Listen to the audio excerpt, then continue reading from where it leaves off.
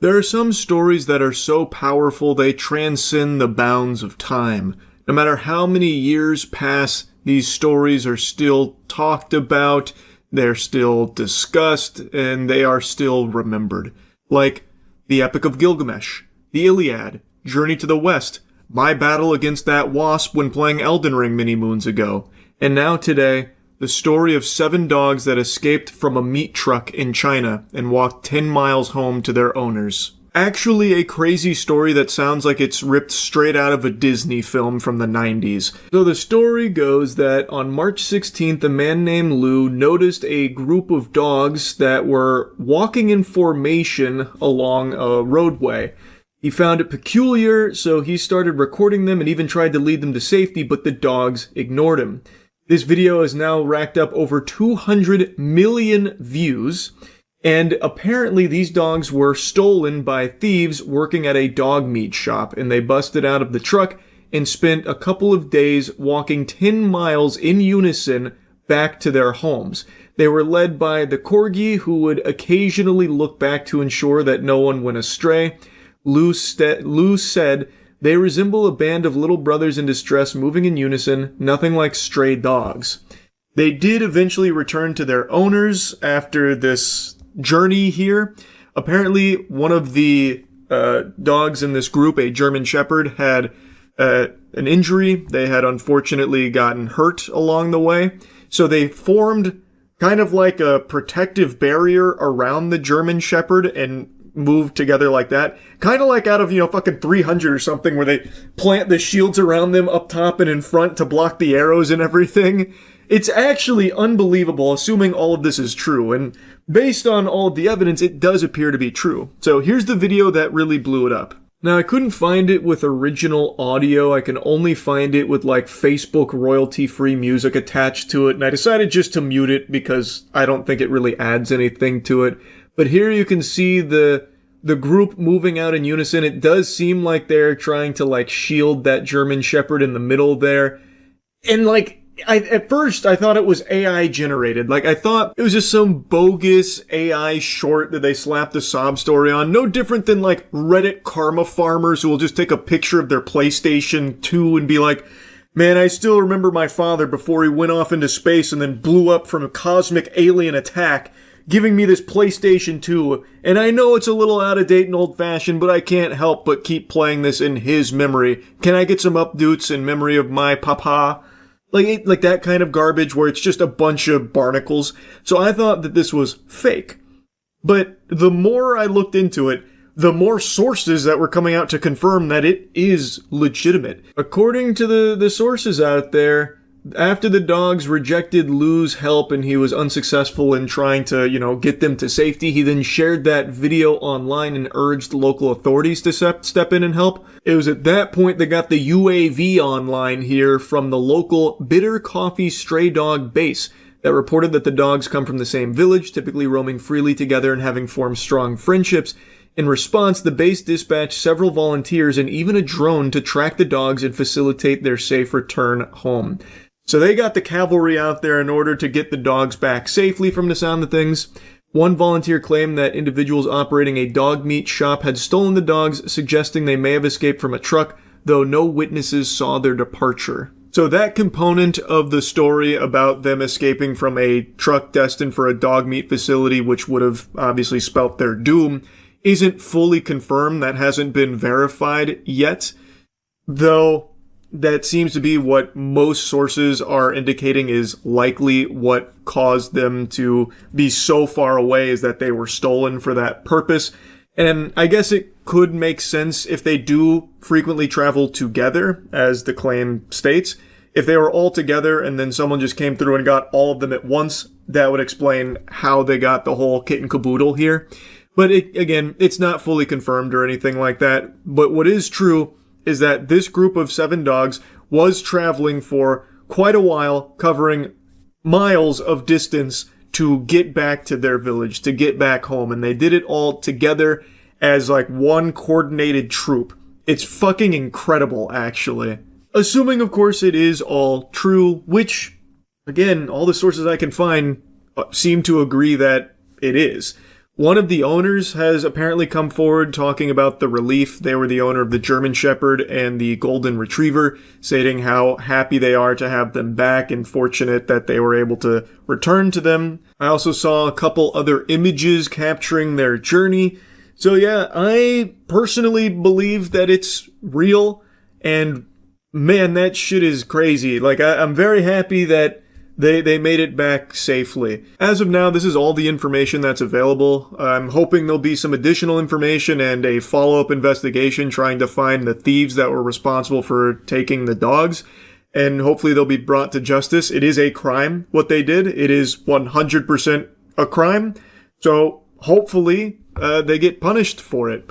Anyway, even though this is a story about dogs finding their way home, there really is just something inspirational about it to a certain degree, to see this kind of gumption, to see them band together and go over the course of a couple days, many miles home against all the odds and get back safely all together as one unit is really just something super incredible.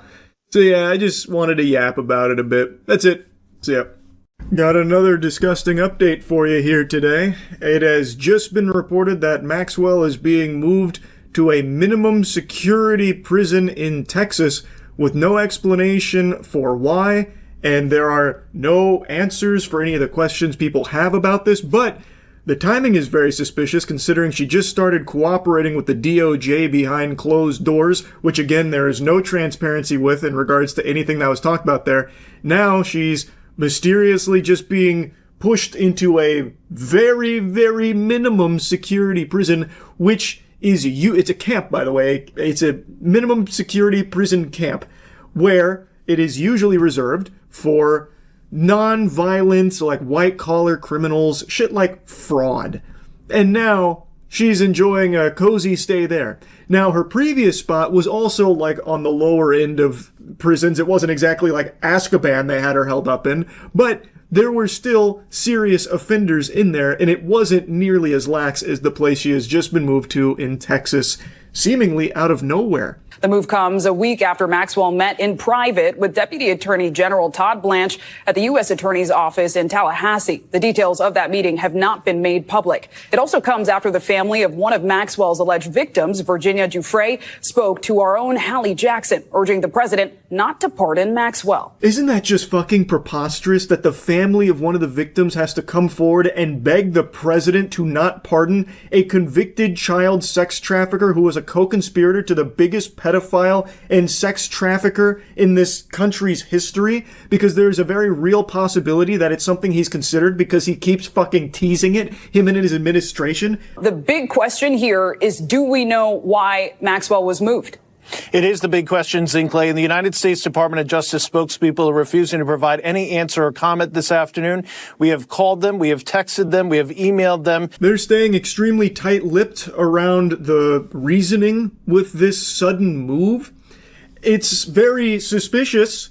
I think anybody that's activating neurons should be able to tell you that something smells very fishy here. Instead of releasing the Epstein files, which it seems like is never going to happen here, which has gone through the craziest song and dance. It's been like 10 seasons worth of plot twists in regards to that from this administration.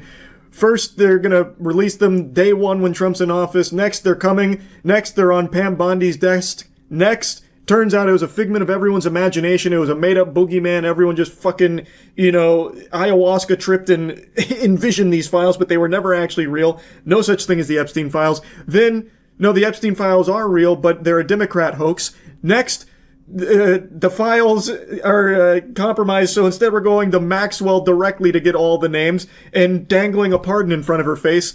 Now, all of this happening behind closed doors, by the way, this conversation with Maxwell, whom I imagine will be squealing and singing any names that the administration wants her to, omitting the ones they don't want her to say, and saying whatever names they'd like to put in her mouth.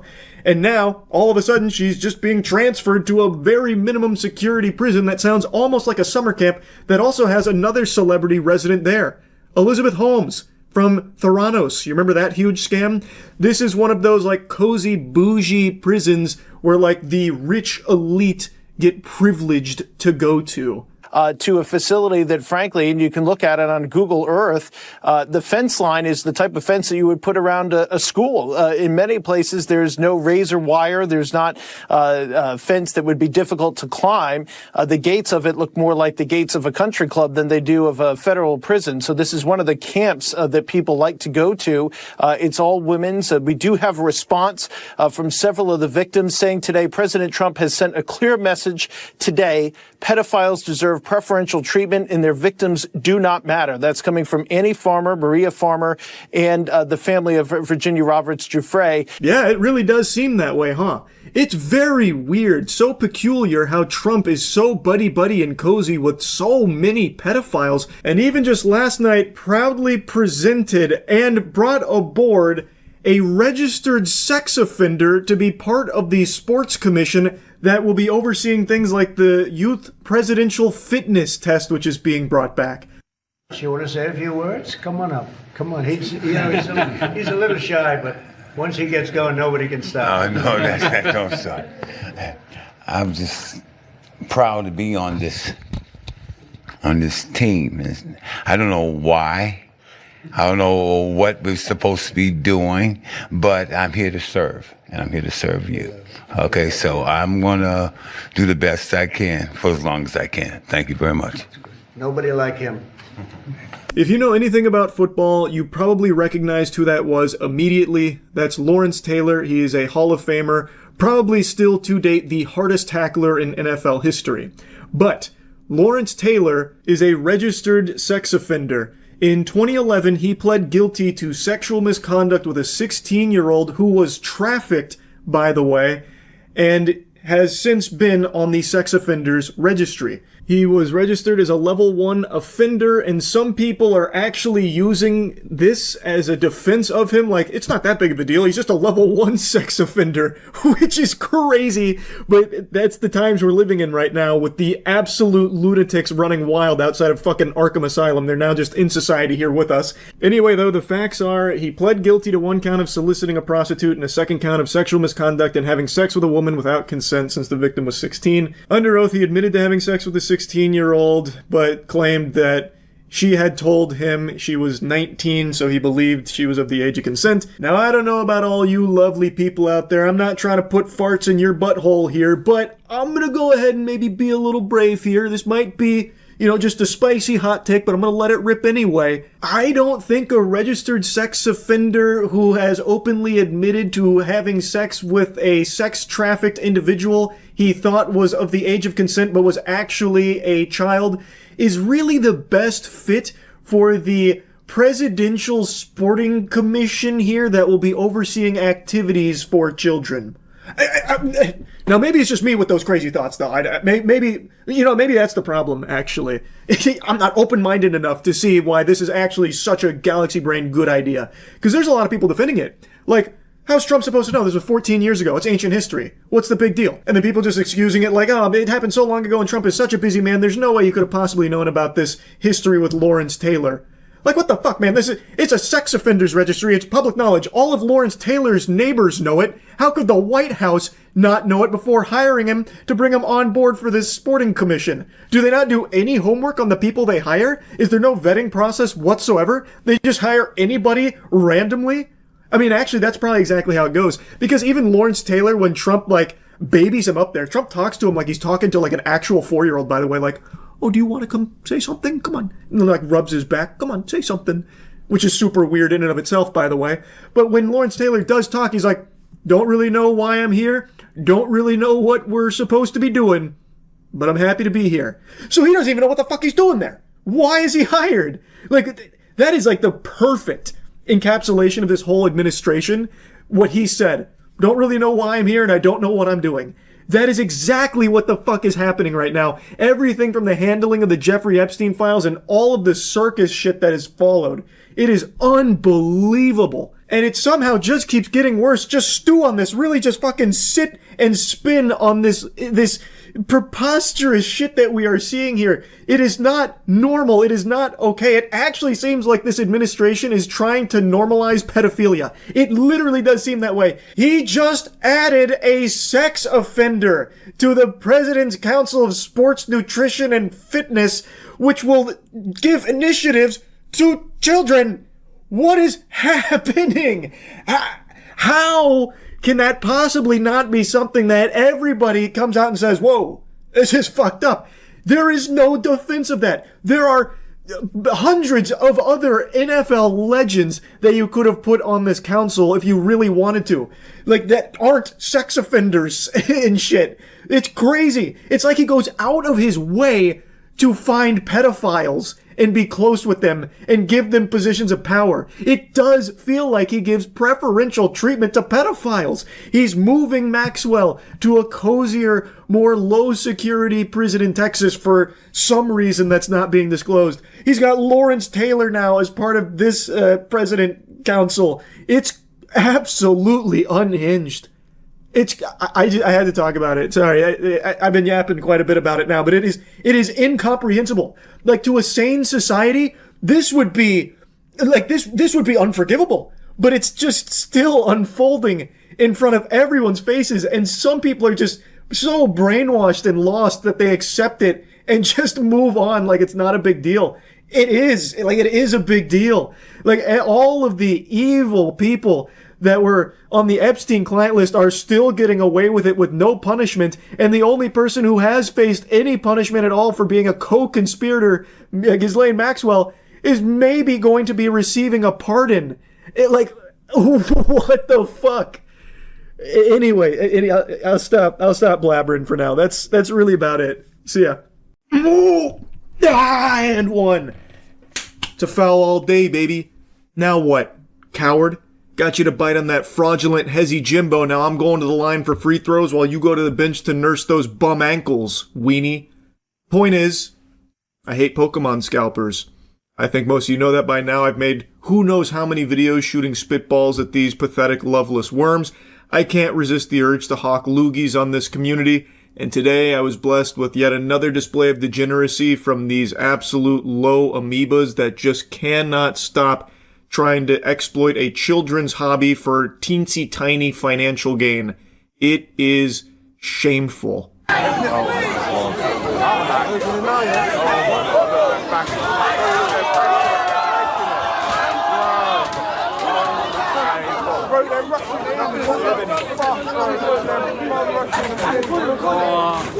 Well, Fed's doing nothing, bro. Fed's doing nothing. Should we go in? Fuck it. It's an actual thoughtless horde of zombies. So Sports Direct was having some ETBs available for the new Pokemon set Ascended Heroes, and this crowd couldn't wait. They literally broke through the barricade there. They broke through the gate in order to get in there and get their grubby little paws on some Pokemon product. Now, I did see a lot of people criticizing Sports Direct, saying that they should have had buy limits of like 1 or 2 per person. From all the evidence I can see, they did. I've seen 3 examples of people that were here and walked away. And in all 3 examples, they only had 2 ETBs each. So I think they actually did have buy limits, but just so many people are like moths to a flame that when they see Pokemon, they just throw out every other fucking thing in their brain. Like every other neuron shuts down and only activates to go there and beat down the walls until they can get some Pokemon product. So even though there were buy limits of only 2, that was enough to have people this ballistic over it so they could turn around and sell it on Facebook Marketplace for an additional like $5 a profit. It really is just that out of control that people will react like this to Pokemon even knowing that they can only get 2. These are not collectors, these are scalpers, and that is still to them worthwhile to go in there and just break shit, cause a ruckus, cause a mess just to get some precious treasure, some Pokemon ETBs in their mitts. It's craziness, actual fucking craziness. And you're crazy if you don't go check out the new Starforge Freerun collab, best PCs in the universe, and they just got a little better with the free run collab that we're doing right now, so you can check that out in the link in the description. Fucking, this is wild, bro. I'm recording the whole thing. This is wild, man. Look at this shit. What the fuck, mate? I ain't even trying to get no Pokemon, man. This is just wild, mate. They broke open the shoes everywhere, man. That weak-ass little jog that a few of them are doing are probably the most movement they've experienced since fucking high school PE class. So now they're all kind of jogging to get in line as quickly as possible so they can get the Ascended Heroes ATBs, wee whoopee! And they can't even just have the decency to not just destroy things along the way. So I guess they were bumping and grinding on each other and their grease causing so much friction that I guess they fucking spun out like it was Mario Kart when you hit a banana peel and they started knocking shoes off the shelf, all on their warpath to get in line for Pokemon. These fucking worms just can't even be somewhat organized and not cause a mess wherever they go. They already broke down the fucking doors just to get in here, and they still had to go a step further and just start knocking shit over too. It's just so cringe.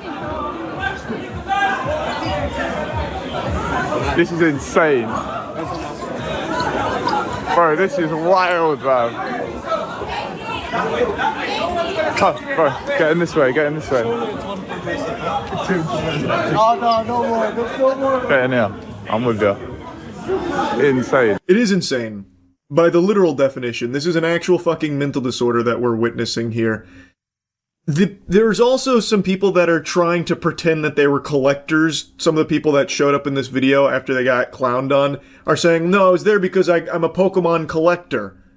Baloney!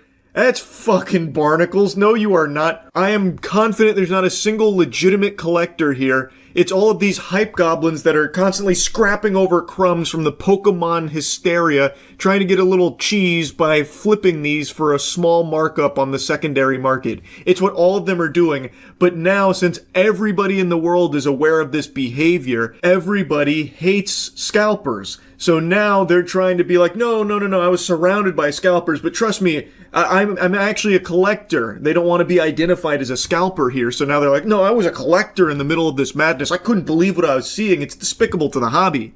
But they're actually just there so they can try and turn a profit off of the product too. No actual collector is going to be engaging in this way with the hobby, or at least very few of them would. The only people doing this are the scalpers that are ruining the entire hobby across all TCGs right now.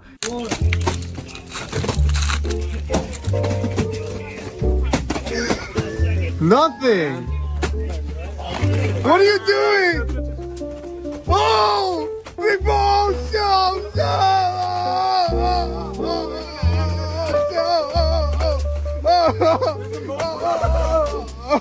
Just look at the way these worms flex. So they filled up a U-Haul truck with Ascended mini tins. That's what's being thrown on there. The golden shower of mini tins. And Nikocado Avocado there, the protagonist, I guess, of Trader's Shop, is over there opening some packs, not getting any hits, and then he dives into the back of more, all while normal people and children, mainly, cannot get their hands on this product. Ordinary families that want to engage with this hobby, Pokemon cards, don't really have any way of doing it without going through scumbags like this because they are squatting on the entire inventory. So what Trader's Shop here is doing is they have this massive amount of product and they're opening it to sell on their streams. And naturally, these sales are often higher than the MSRP that you would have paid had you been able to get it in an official capacity through like Target or Walmart or your local card shop. But because these fucking losers swoop in here and buy up everything they can get their fucking hands on, people then go to the secondary market like this and end up paying more than the MSRP on the product because, well, the scalpers gotta make their cheddar on it, and it's actual tiddlywinks of cheddar, mind you. Like, it's a couple extra bucks. But that sucks for normal people who don't engage with the secondary market. Like I said, kids. Kids aren't going to be going around on Whatnot and TikTok Shop and going to Trader's Shop to spend their parents' money, use their credit card to buy that product. At least, I hope they don't. They shouldn't. But what kids would do is while out shopping with their parents at like a Target or Walmart, they might go over to the card section and see Pokemon product and ask their parents if they could get some. That's how it used to be. That's how it was supposed to be. But now, because of this craze here, that doesn't happen anymore. It is entirely just these fucking greasy assholes that have taken all of it and are now hawking it on the secondary market over MSRP. So if a family wants to get their children some of this product, they have to go through them to do it, and they spend more on it. It's tragic. And people like Trader's Shop here are unapologetically just showcasing this gluttony as if it's something cool or something to be proud of. It seems like Trader's Shop is always live, so I went to one of their streams for a little bit. It sucked major ass. But the most egregious example of their greed is their just general pricing throughout the shop. Just scrolling around any of it, everything they have is extremely high. So like an Ascended Heroes booster pack from them is 15 clams, which when you compare it to listings from hundreds of card shops across the country, the average seems to be about $11 per booster pack on Ascended Heroes. But if you look at their perfect order booster box price, $320 for a perfect order booster box. If you look around any actual reputable card shop across the country going through like TCG Player or anywhere else, you can find them for $205. In fact, the highest I really see them go is $220. Yet through Trader's Shop, you're paying $320?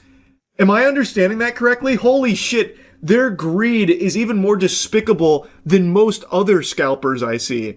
And yet they still have the gall to make one of those videos when you get no hits out of your Ascended packs with a fucking U-Haul full of Ascended Heroes mini tins. Holy shit. This is gross. Anyway, I hate this garbage. Wanted a yap about it. That's about it. See ya. Sora is getting shut down. Yep, I saw the good news. I know.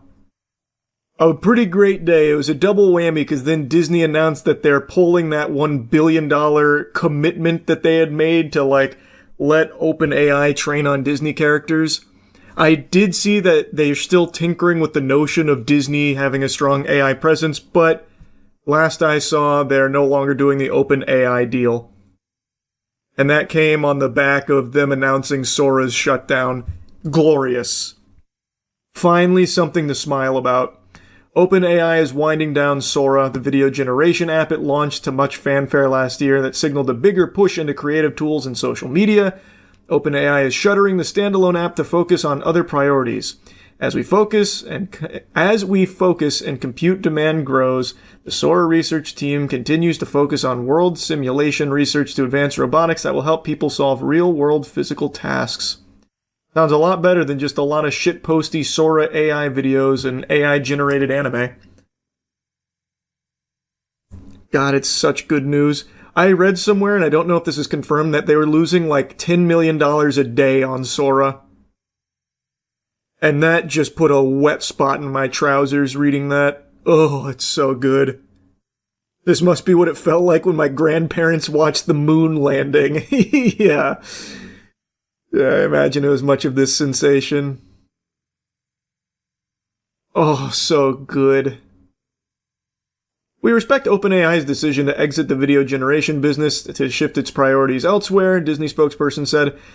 We'll continue to engage with AI platforms to find new ways to meet fans where they are while responsibly embracing new technologies that respect IP and the rights of creators. Yeah, that's a bunch of fucking hogwash there, Disney. Can't wait for the AI bros to start tweaking. I doubt they're taking it that well, but who knows? Maybe they're being very understanding of it. Let's check the OpenAI subreddit. No, even they don't seem to care all that much. AI generation tools are like a hydra. You cut off one head, 4 more take its place. Sora was a big head to cut off, though. That is good, no matter how you spin it. Now you gotta check out r/defending AI art. Why do antis do that? AI slop. Why did you come to an AI sub then? Probably just to make fun of you would be my guess, man. These are like real Redditors. Like the quintessential Redditors. Just, I can tell based off this one meme as their top post. Holy. Not gonna lie, I don't think we should correct the Sora dead AI's overcrowd. If they are dumb enough to think Sora is the only video gen AI, then let them believe it. If they think AI is truly dead, then maybe they will stop raging on the internet. Who thinks Sora is the only video generating AI? Are they fucking lost in the sauce somewhere? No one thinks that. Not a single human being on the planet thinks that. People are just happy to see Sora get the plug pulled. Also, this is a terrible meme. People 10 years ago, imagine a future where AI does everything for you. Life would be so much simpler. Today, when they see something made by AI. The idea here would be they do all the chores and shit no one wants to do, like the good use of AI, as opposed to just video generating celebrities screaming the N-word, or like garbage like fat people breaking bridges or whatever. How are these two even related? Or just taking jobs from artists. If only the Fruit Love Island TikToks were made with Sora. Yeah. That will persist though. Fruit Love Island continues. As sad as that is to say out loud. It does live on. Oh yeah, I saw that the family that got offered $26 million to sell their farmland to AI data center. And they said no. Well, let me see if I can find the link to that real quick. That was so fucking cool, man. That's a real patriot. What was her name? To that offer. Yeah, a woman and her mother in northern Kentucky, get this, they just turned down a $26 million offer for their property because they don't want to see a data center built there. Local 12's David Witter spent the afternoon with these. A little bit more than that. They were talking about how much the land means to them. They've had the land for generations. They've lived there for so long. They also use it to like feed their community and everything. So the land means more to them than the money ever could. And also, they basically just say fuck data centers. They don't want to see the land get destroyed for it. Huge W though. Huge W. Ladies. India. Stay and hold and feed a nation. If it's my way, I'll stay and hold and feed a nation. 26 million doesn't mean anything.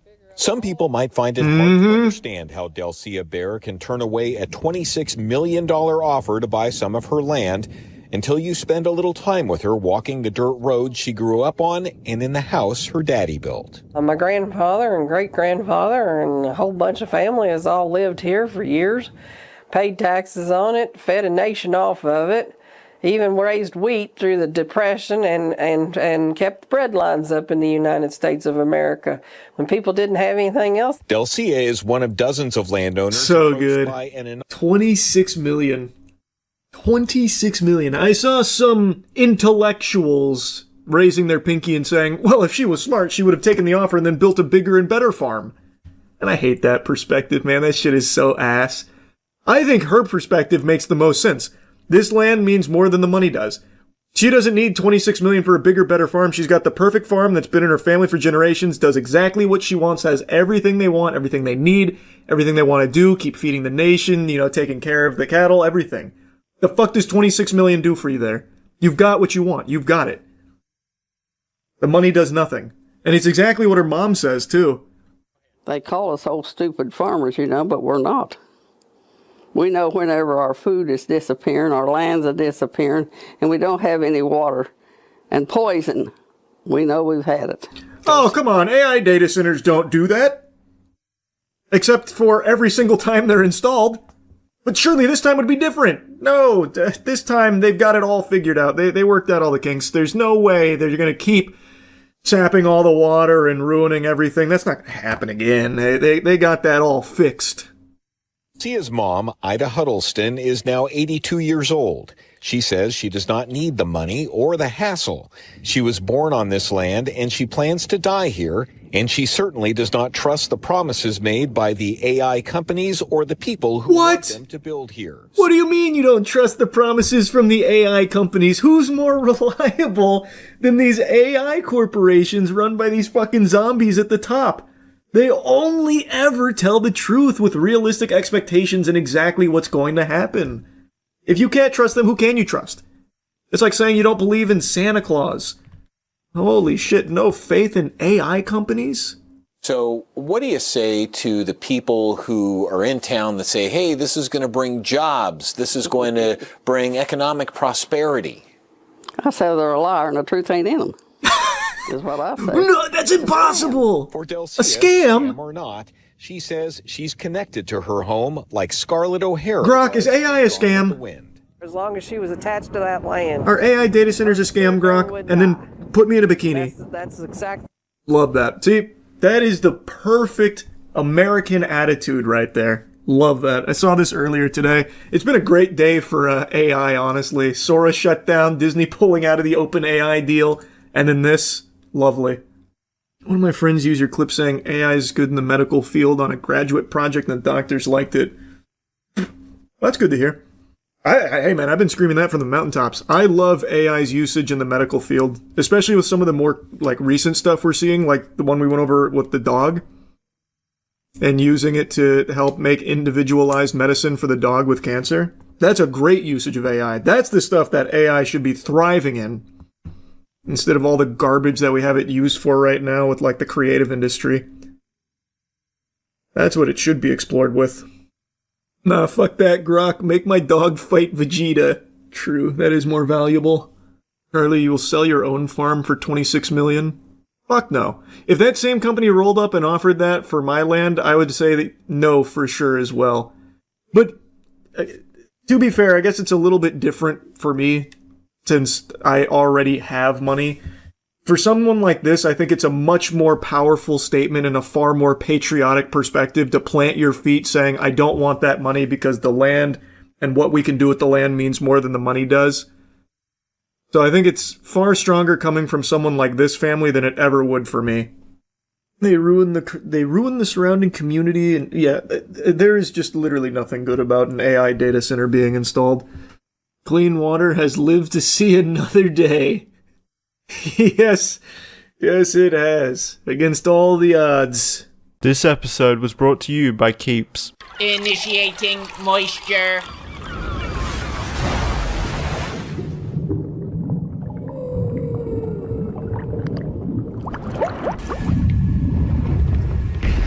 Going somewhere? I recognize that stance. Perhaps you've had some training after all.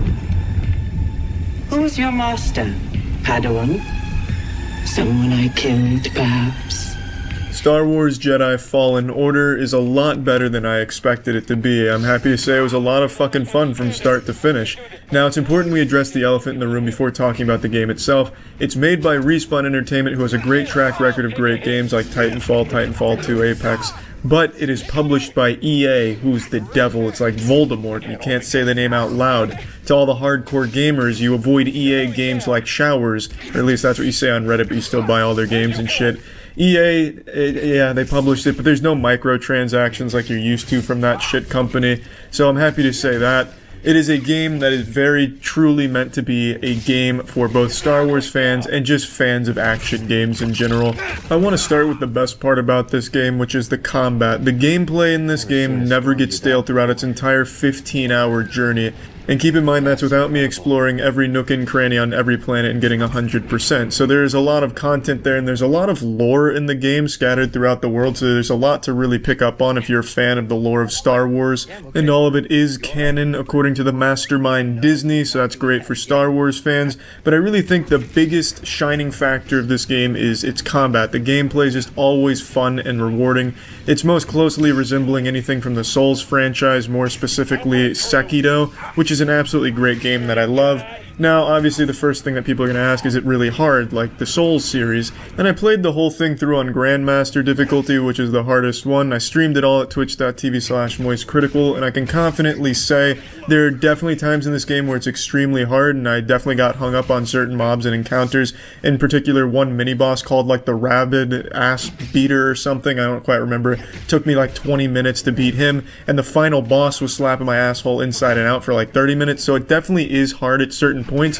but overall the game itself is much easier than something in the Souls franchise. Not that that's a complaint for me at all. I don't think the game needs to be cutthroat and putting the fear of God in you to be fun. I just know it's a natural question when you compare something to the Souls series. Now I think the reason why it's easier than most games in that franchise is the amount of tools you have at your disposal. You get so many really fun and interesting force powers that you can constantly use in a fight to turn the tide in your favor. If you're tactical enough, if you have a galaxy brain and you're getting attacked by 5 stormtroopers and a goat on Zepho, maybe you lead them to the edge of a cliff and you jump over them, do a giant force slow on the entire mob, and then force push them all off the cliff, wiping the board instantly. There's a lot of really cool powers that you can use in these fights that make it a lot of fun, but the one-on-one fights are just as fun, if not more fun, because the parrying mechanic I think works really well. It's very flashy, and there's some decent combos that you can use, but it's not a very combo-heavy game. It's more so on timing and rhythm, just like Sekiro was. I really enjoyed the combat start to finish. There's more than one lightsaber style. There is double-sided lightsaber, of course, which is iconic.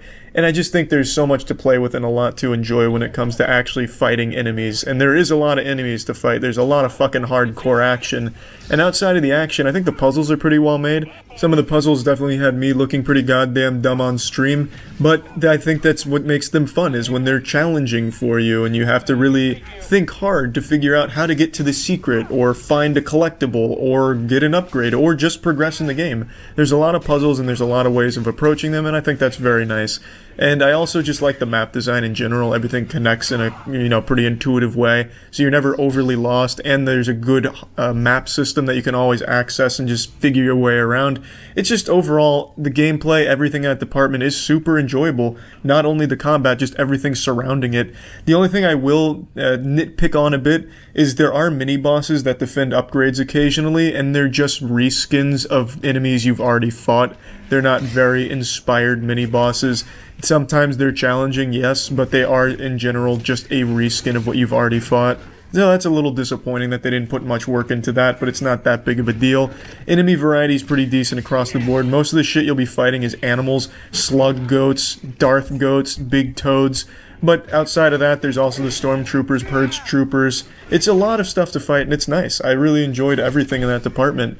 Soundtrack as well is something that stood out to me. I think Star Wars has always had a really strong soundtrack. Although the movies, in my opinion, are not all that great, the soundtrack always is. The soundtrack always fucking slaps, and that's no different in this game. And the characters in this game, I think, are also well written, well acted. Although they look very goofy at times because the animations betray the characters, I think that's something that they didn't put a lot of work into, is making the animations fluid. The game often feels a bit clunky when you're moving around the world. Platforming sometimes ends up a disaster because you'll phase through something or clip through something, or you won't grab something when you should. You'll wall run, but you'll end up wall running right into your own fucking death and plummeting straight to hell, just for no reason other than just the game not working entirely as it should. And the same goes for the camera as well. Often if you'll engage in a close corridors combat section, sometimes your camera will get locked outside of the map and you can't really change it, and then you'll just get brutalized in the locker room by the stormtroopers and you'll have to restart because you die in 2 or 3 shots on Grandmaster. So sometimes that clunkiness gets frustrating, and it's definitely there, and you can really see it in certain animations, especially the run cycle. The run cycle is downright goofy if you're sprinting. I'd recommend just not even sprinting so you don't break immersion, because no one sprints the way this guy does. Looks like he's just carrying a fat load of shit in his pants and trying not to let it spill down his legs. But I mean, really, overall, the game is just a joy to play, and it comes with a really good story that I think is very engaging, and it's well told, albeit goofy at times, and I think their attempts at humor in the story don't land at all. They're really just half-assed and ham-fisted attempts to throw in like simple one-liners towards the end of the game or in the middle, and it just doesn't really work. But the story overall is just really well told, and it's super nice to see, and especially since this takes place in between the 3rd and 4th movie, it's really good to explore that area, because I find that to be a really fascinating time period for this franchise to explore. Seeing the clone troopers turn, spoiler alert, I guess. It's just a really fun set of set pieces that this game brings, and there's a lot of cinematic elements that I think work really well. Sometimes when they throw in a QTE, a quick time event, I think it's a little goofy. It should have just been a cutscene, but I just really enjoyed the game. Plugging this into the moist meter, I'm giving Star Wars Jedi Fallen Order a fat 85%. It's a game I'd recommend to anyone who really likes an action game, or if you're a fan of Soul series combat or Sekido combat. There's a lot in this game that it has to offer. You don't have to be a Star Wars fan to enjoy it, and you don't have to be embarrassed by it either. At first, I thought this was going to be a game for only like the hardcore Star Wars fans, you know, the guys that finger gun into their mirror pretending to be Han Solo or petting their action figures before they go to bed. But it's not. It's a game that I think anyone can really enjoy. I know I certainly did. Did you know the real reason Anakin turned to the dark side of the Force was because he had spooky visions of hair loss? This is a vision many men suffer from though, since 2 out of 3 men will suffer from hair loss by the age of 35. Instead of cutting down younglings though, you have a better choice. Introducing Keeps. Keeps offers you proven treatments that help cut down on hair loss, meaning you can keep your locks for longer. With Keeps, you can visit a certified doctor online and get the medication shipped directly and discreetly to your door. The fact is that prevention is key if you want to keep your hair, so if you notice any thinning at all, hop on Keeps as soon as possible, as it has up to a 90% chance of stopping and reducing further hair loss. Starting at just $10 a month, you can get 50% off your first order by visiting keeps.com/moist. If you're ready to take action against the dark side of hair loss, visit keeps.com/moist for 50% off your first order. That's keeps.com/moist. Before I had a physical form, when I was just beginning my zygotic journey in my mother's womb, an anomalous mutation occurred, where what was supposed to be a normal human baby was fused with gamer DNA, and the two of us combined in a harmonious fusion dance, and now, just look at me. Take a good hard look at me. This is peak performance. Very clear at even a glance. I was born to be a gamer. And throughout my 31 years on this earth, I have learned many important life lessons. Not every pee-pee time is a poo-poo time, but every poo-poo time is a pee-pee time. I've also learned that it's just not worth it to force myself to play games I have no interest in. So, the new Pokemon game just dropped, Penguinz0. Even before it released, I was skeptical on how good it would be, because everything they showed looked like somehow an even bigger step backwards for the franchise, but I'm always open to being wrong. I don't have a Nintendo Switch 2 and I have no plans on getting one, but Penguinz0 is on the OG Switch as well, so I decided to tune in to some streamers, watch some gameplay, and see what people are saying about it. And Santa Claus rolled around bearing gifts, people were very excited, but to me it looks like a big old lump of coal. This somehow looks worse than Pokemon Scarlet Violet. This shit looks like my wrinkly nutsack. It is crazy to me. Pokemon being the most profitable IP in the history of our species still doesn't do the bare minimum when it comes to its mainline game entries. I really cannot understand it. Now, if you're enjoying Penguinz0, don't let me come in here and fart, toot all over your fun, whatever. Enjoy it. I think that's totally fine. But for me, it has become so incredibly stale to the point that it's almost insulting the lack of care Game Freak puts into these games. Like, there is not only so little innovation, I really gave a lot of charity to Arceus, Pokemon Legends Arceus, because it felt like they were going to start trying to push things and do different things. But since then, I just feel like they took their foot off the gas, and everything in Pokemon Legends ZA feels like it's content to just be the same shit, different toilet. So, it's not for me, but if you're having fun with it, I think that's great. I'm happy that you're enjoying it and didn't, waste money on something that you ultimately don't like. I'm just giving you my perspective on it. It's a game that I'm very confident I would not enjoy, because it looks like the same fucking game I've now played a million times from Pokemon. It does not look like a game I would enjoy, thus I will be sitting it out. Something that I've been doing recently is abstaining from forcing myself to play a game just for the sake of playing the new game. And this, I can already tell I'm not going to enjoy, especially after playing Digimon Storytime Stranger. I'm going to directly compare these two things like it's the fucking late 90s again here. Digimon Storytime Stranger is the newest Digimon game that came out. And I played it on a whim, not really expecting much. I hadn't been, in the Digimon sphere for well over a decade. I loved Digimon growing up, but I was more of a Pokemon guy. Digimon I always thought had better writing and definitely was darker than Pokemon, but I had always, gravitated more towards the Pokemon IP, but I always appreciated it. And then as I got older, I just stopped paying attention to Digimon. Digimon Storytime Stranger dropped and it was getting a lot of glaze. People were really hyping it up, so I decided to give it a whirl. And the game is actually amazing. Like, this shit turbo slaps. I'm about 5 hours into the game, and I am still learning new mechanics. There is an unbelievable amount of depth min-maxing to this game with so much meat on its bones. And it is everything the Pokemon formula and franchise wishes it could be. And, well, really, what it should be, honestly. The game has voice acting, by the way, which is something Pokemon games still haven't quite cracked the code on all these years later. The writing is, like, strangely compelling. Like, it is actually pretty well written with a story that I find myself invested in. The cutscenes go fucking insano style. Within the first hour and a half, a hole tears in the space-time continuum, shattering the fabric of reality as a giant fucking Digimon fist comes through like the hand of God and punches a giant mecha machine, which blows us 8 years into the past. It is actually so hype. And there is, like I said, so much depth here. I think there's like 450, 460 Digimon there. But even outside of just the number of Digimon that you convert in this game, you have so many build options for them, with mix and matching your equipment, your attachment skills, even changing their personality around to match builds from your agent skills. Like, there is so much to do in this game. Like, the side missions are actually fun. I've only done one so far with the mystery of the missing shirts, but even that was fun.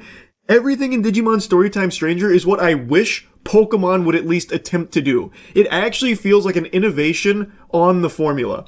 It is so refreshing. It also serves to showcase the potential of the genre, something that Pokemon refuses to even attempt to capture. Like, it fails to even try to reach, like, the actual potential that this genre offers.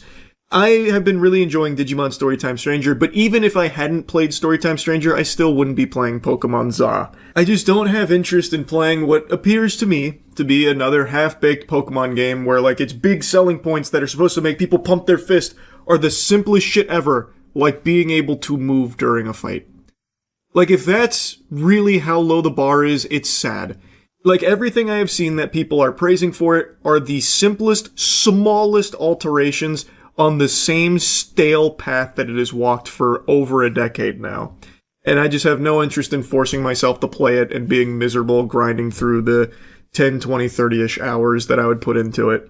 I don't want this video to all just be me, bah humbugging Penguinz0, because there is another game that I have a very similar feeling of. Another culprit.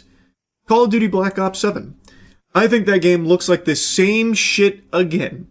And I am so tired of the Call of Duty cycle where I buy the new Call of Duty, I maybe find a few things to like about it for a little bit, and then I'm done after like 6 hours because it's just boring. It's just doing the same thing as I've done for fucking like 15 years now in these Call of Duty games. So, I am also sitting out Call of Duty Black Ops 7, which is the first Call of Duty game I haven't bought since Ghosts. And I am very excited to not have to force myself into a Call of Duty game just for the sake of trying it out to see if there's finally something new there. I have too many times now fallen for their hypnotism where they convince you, fucking mind control you into thinking that there's something new and different about it. They did the same thing for the last Black Ops game with the Omni movement, where I really thought we were about to get like Max Payne level movement freedom expression, when really it doesn't matter at all. It is so trivial of a difference, you don't even notice it. And I already know I'm going to feel the same way about Black Ops 7 based on all of the gameplay and everything I've seen from it, so I'm not going to be forcing myself to play that game either. I'll just be sitting that out too. Again though, I'm not the fun police here, so if you're someone excited for Black Ops 7, you enjoyed the betas and whatever, can't wait, all power to you. It's just not for me anymore. I'll wait for a Call of Duty that actually looks new and different in my eyes, where I'll give it another fair shake. But the whole point of me even yapping on this topic in this video is because I basically play like every game ever, and I like for my gaming channel, and I've always said like I'll definitely at least try things just to see if I'm wrong about it. Like Assassin's Creed Shadows. Assassin's Creed is my actual least favorite franchise in gaming. I have not liked an Assassin's Creed game in so many years. And the last one that I enjoyed to any degree was Black Flag, and I didn't even like that as much as everyone else seemed to. I really cannot stand the Assassin's Creed franchise, but I still pumped like 5 or 6 hours into Shadows and was miserable. And it was exactly what I expected it to be. So what was the point in me doing that, wasting the money and spending that time playing that game, knowing full well the whole time that I already probably wasn't going to like it because it is just, again, the same thing. It just doesn't make sense. I'd much rather spend that time playing games that I think I'll probably like, or games that are fun shitty that might be entertainingly bad, which I also really like. So I think just from now on, if a game looks like something I'm going to fucking hate, I probably won't bother playing it. So anyway, I just wanted to talk about this a little bit. That's it. So yeah.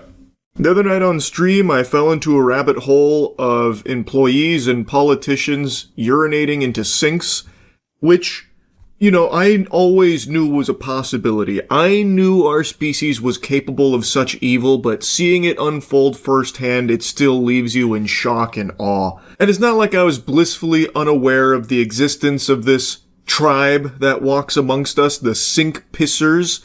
On Reddit, quite a few years ago, there was actually a blossoming community, r/sink pissers, that a lot of people were making fun of, but in the shadows, they only grew stronger, only finding more and more sinks to relieve themselves in. And now, since we went through that rabbit hole on stream, I've just been getting fed even more cases of workers pissing in clients' sinks. Like this one. You probably won't believe an Indianapolis woman says a maintenance worker peed in her kitchen sink inside her Northeast Side apartment. No, you won't believe that I do believe that. It doesn't shock me or surprise me in even the slightest. I have known about the sink pissers community for a long time. And these kind of scenarios have been unfolding pretty often, actually, more so than you would expect. With who captured this video on her Ring camera inside of her apartment, and she now tells 13 News she's traumatized over this incident and wants the man to pay her back for the things he damaged. Can't put the piss back in the balls, but they could at least reimburse her here for the hassle.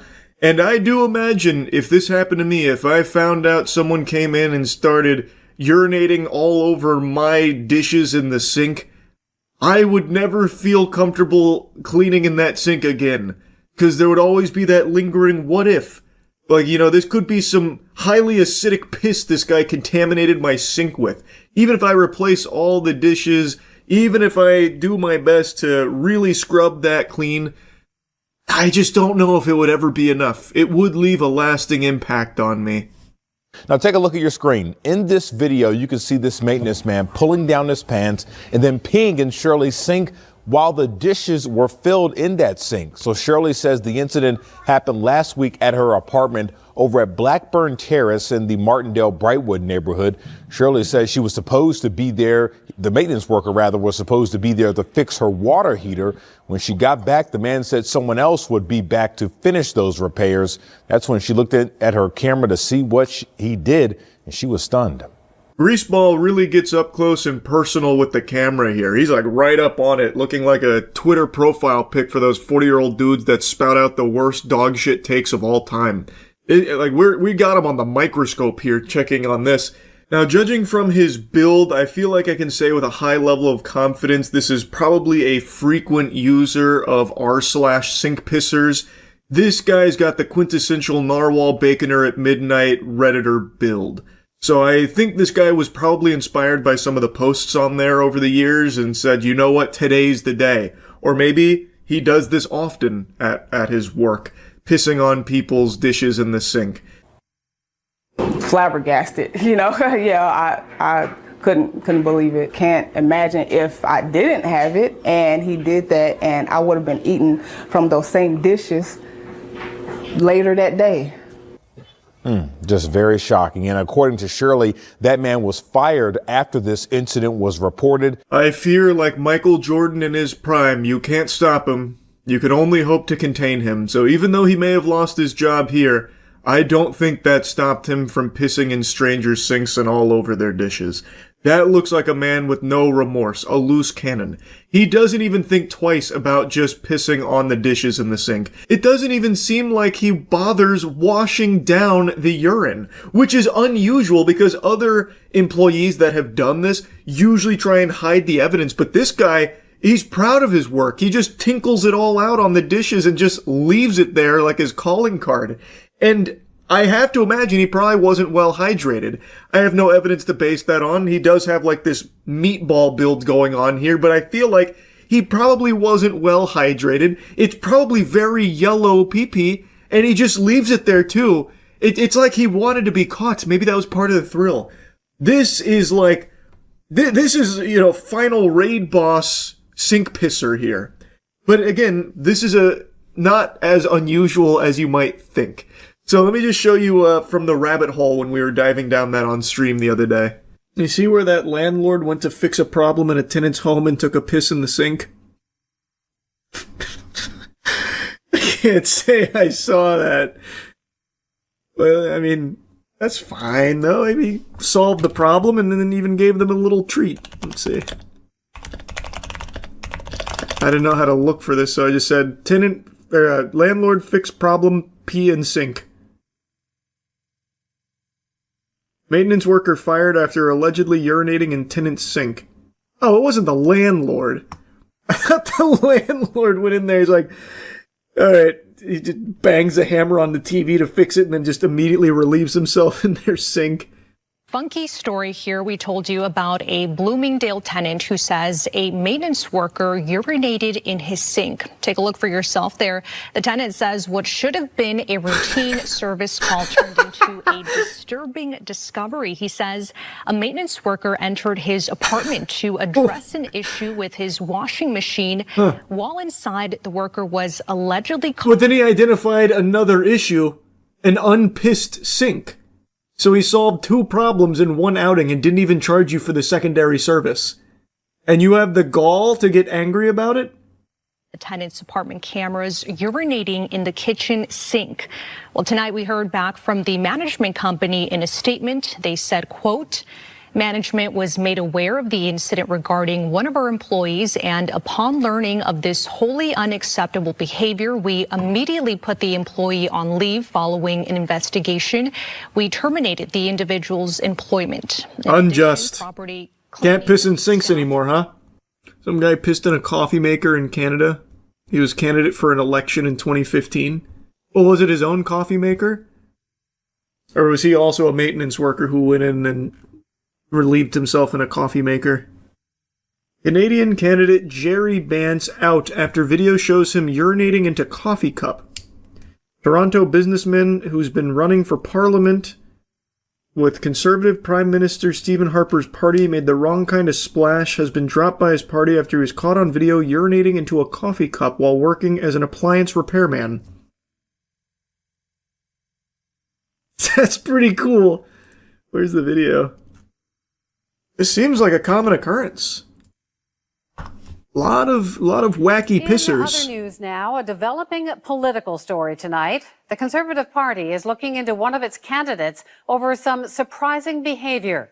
For more on that, the CBC's David Cochran joins us tonight from Ottawa. Hey, David. Why do you look so sad? Well, Wendy, this involves Jerry Bance, who is the Conservative candidate for Scarborough Rouge Park. And just a few days ago, Conservative Cabinet Minister Jason Kenney was in Bance's cameras set up, and those cameras caught Jerry Bance urinating in a coffee mug and then dumping the contents of that mug into a kitchen sink while the homeowner was in the very next room. That's like an elevated form of sink pissing. A more elegant solution for the sink pissing enthusiast on Reddit, I would say. Hey, Jerry. Off to the other room for some reason. Oh, he's also taking a cup. Oh my. He just peed in the cup.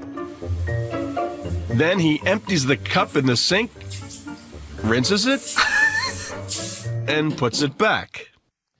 So when we learned of this, we immediately contacted Jerry, I gotta tell you, that seemed like the work of someone who often pisses in coffee cups. That was methodical. That was just like business as usual to this guy. But why, and Jerry, far be it from me to question your technique, why not just cut out the middleman and piss into the sink at that point? What was the point of the coffee cup? Did he just want to, like, maximally contaminate as many things as he could find in the kitchen? I don't even see what the purpose was. Not tall enough, he was too short? No, was he? Let me see. Oh, yeah, I guess. Yeah, I guess the countertop's a little high. He could have waterfalled it, just aim up, arc it. But then I guess you risk contaminating, like, floor and stuff, and he's not looking to make a mess. Now, coincidentally, Conservative leader Stephen Harper will be campaigning in the Scarborough area tomorrow. Jerry Vance is not scheduled to be with him. Wendy? Yeah, he is busy pissing in my sink right now, probably. I mean, the sink pissers community seems dedicated. Yeah, the sink pissers community is very enthusiastic, but even they, I don't think, would be lobbying for peeing in strangers' sinks while on a job. I think even they would show restraint. That's all they do on that subreddit, bro. Unless the subreddit's changed drastically from the last time I took a peek in there, it's only them pissing into their own sinks, right? Oh, here's the top post of the day is actually about the maintenance worker. Rookie move, says Sasquatch. I probably have to be careful showing this one on stream, actually. Have I just done the first ever girl sink piss? Well, I probably can't even look at this on my other monitor because you see it in the reflection behind me. But yeah, this is definitely their own house. So like this one. This milk stool was a game changer. And one of the sink pissers just put a stool in front of his sink for being able to get his cock and balls over the edge. It's never like strangers. They have stats at the top of the page on why it's actually better to piss in sinks. What stats? What does it matter what receptacle gets peed on? What does that change? Where? Oh, environmental impact of sink peeing. Okay, average gallons, flush 1.6. Analysis. r/sink pissers will save over 16 million gallons of water this year. Number of sink pissers, 4146. Average pisses per day, 7. Wow. Gallons saved daily per person, 11.2. Gallons saved person yearly, 4,088. Number of sink pissers per day, 78. Sink pissers per year, 28K. Gallons saved per year, 118 million? I don't know about this. These numbers don't feel right. This is 7 years ago. Their projections were way off, by the way. The community, I think, is at, 15K. Didn't really experience the growth they thought they were, with 4.1 million sink pissing members. They just missed it. Someone also shared a YouTube video called West Virginia Pizza Hut Manager Caught Peeing in Sink. God, they're everywhere. Oh, this was 2014. This was the height of the sink pissing craze, it seems. You had the Canadian politician doing it. Now you had this Pizza Hut manager doing it. Video unavailable, what the fuck? Where'd it go? Here's an extra special ingredient that no one wants on their pizza. Pee. A district manager... Now that's an intro. Where'd this energy go, USA Today? What happened to you guys? Your writers were cooking. She's fucking right. That is the last secret ingredient I want on my pie. At a Pizza Hut in Kermit, West Virginia, lost his job after this surveillance video was released showing him peeing into a sink. The sink that Why'd he lose his used job? Was the same one the store used Even hitting to the fit wash lean. utensils. Ugh. Fortunately, the incident did not include any food tampering, as it happened during non-business hours. Pizza Hut officials said in a statement that they are embarrassed by the actions of this individual. Throwing him under the bus. Pizza Hut has zero tolerance for violations. Better now that Pizza Hut has taken care of business. Well, I mean, it is Pizza Hut. It's not like it could have made the pizza worse. Do I personally know any sink pissers? I do not. That you know of. Yeah, it's true. I guess I've never asked if anyone's an active sink pisser that I know. Could you be friends with a sink pisser? Like, if all your friends came out as sink pissers, would it change anything? The only thing it would change is I wouldn't really want them around, like, my house. But yeah, I could definitely be friends with them. It wouldn't ruin it. Last year, the world was plagued by what is potentially the worst film ever made. War of the Worlds starring Ice Cube. And what if I told you the producer of that abomination, that affront to God, just directed a new film for Amazon called Mercy? Well, I guess it's not for Amazon, because it's in theaters right now. It's distributed by Amazon MGM. And now, after experiencing the cinema that is the style of Timur Bekmambetov, I can tell you with confidence, this guy's got it. And by it, I mean terrible fucking movies to his name. Timur Bekmambetov, and I'm not sure if I'm pronouncing his name correctly, but he has been in the film industry for an extremely long time. I went through his IMDb on stream, and he has produced some bangers, like 9, or Wanted, like some classic films. He has been behind them for a long time. So at one point, he did have an eye for quality, but I guess over the last 10 years, he decided to close his eyes, because now we're getting shit like War of the Worlds and now Mercy. I don't know what's changed or what's happened. What I will say, however, is that this film is a significant improvement to War of the Worlds. But then again, War of the Worlds can make even the Borderlands movie look like it's a fucking Nolan film, so it's not exactly like the highest praise, but truly Mercy is better than that, at the very least. I would even go as far as to say the first like 30-ish minutes are genuinely pretty entertaining. Like, it's a very simple concept. There's an AI judge, and Chris Pratt is now standing trial. He is a detective who actually helped kickstart this Mercy program, that's the name of it, where an AI will look at the immutable facts in order to pass judgment and execution on those who are guilty. It's the judge, jury, and executioner, and it is there to reduce crime, which has spiraled out of control, so now they have the Mercy program to keep people in line. And now Chris Pratt is in its clutches here for the murder of his wife. And he has 1 hour and 30 minutes to try and prove his innocence. Now, when I first watched the trailer, it actually looked like Chris Pratt didn't put any effort into it all, like he was just in a fugue state taking a paycheck. I will say, in the actual film here, he does try. And he does, I think, do a pretty solid job with this character who just found out his wife has been murdered, and now he's about to be executed for it because they have so much evidence that places him at the scene and places him as the killer. And now he's got to find a way to try and argue his case and compile new evidence and try and find who the actual killer is. In the trailer, I feel like they took his lowlights, like they actually just took his weakest moments from the film and used it as promotional material. Because again, in the actual film, he does a fine job, minus like some really rough scenes at the end. The entire third act of this film is actually just extraordinarily silly. Anyway, though, this film is shot in similar fashion to War of the Worlds, where we are watching everything unfold through videos that are compiled through like cell phone footage or security camera footage or drone footage. Very much like what they did in War of the Worlds, but it seems like the budget here was a little bit higher, so the CGI doesn't look like it's straight out of fucking GeoCities from the late 90s. So it definitely looks visually a bit better, but not by a ton. There are a few explosions here towards the end of the film that genuinely look like video game cutscenes.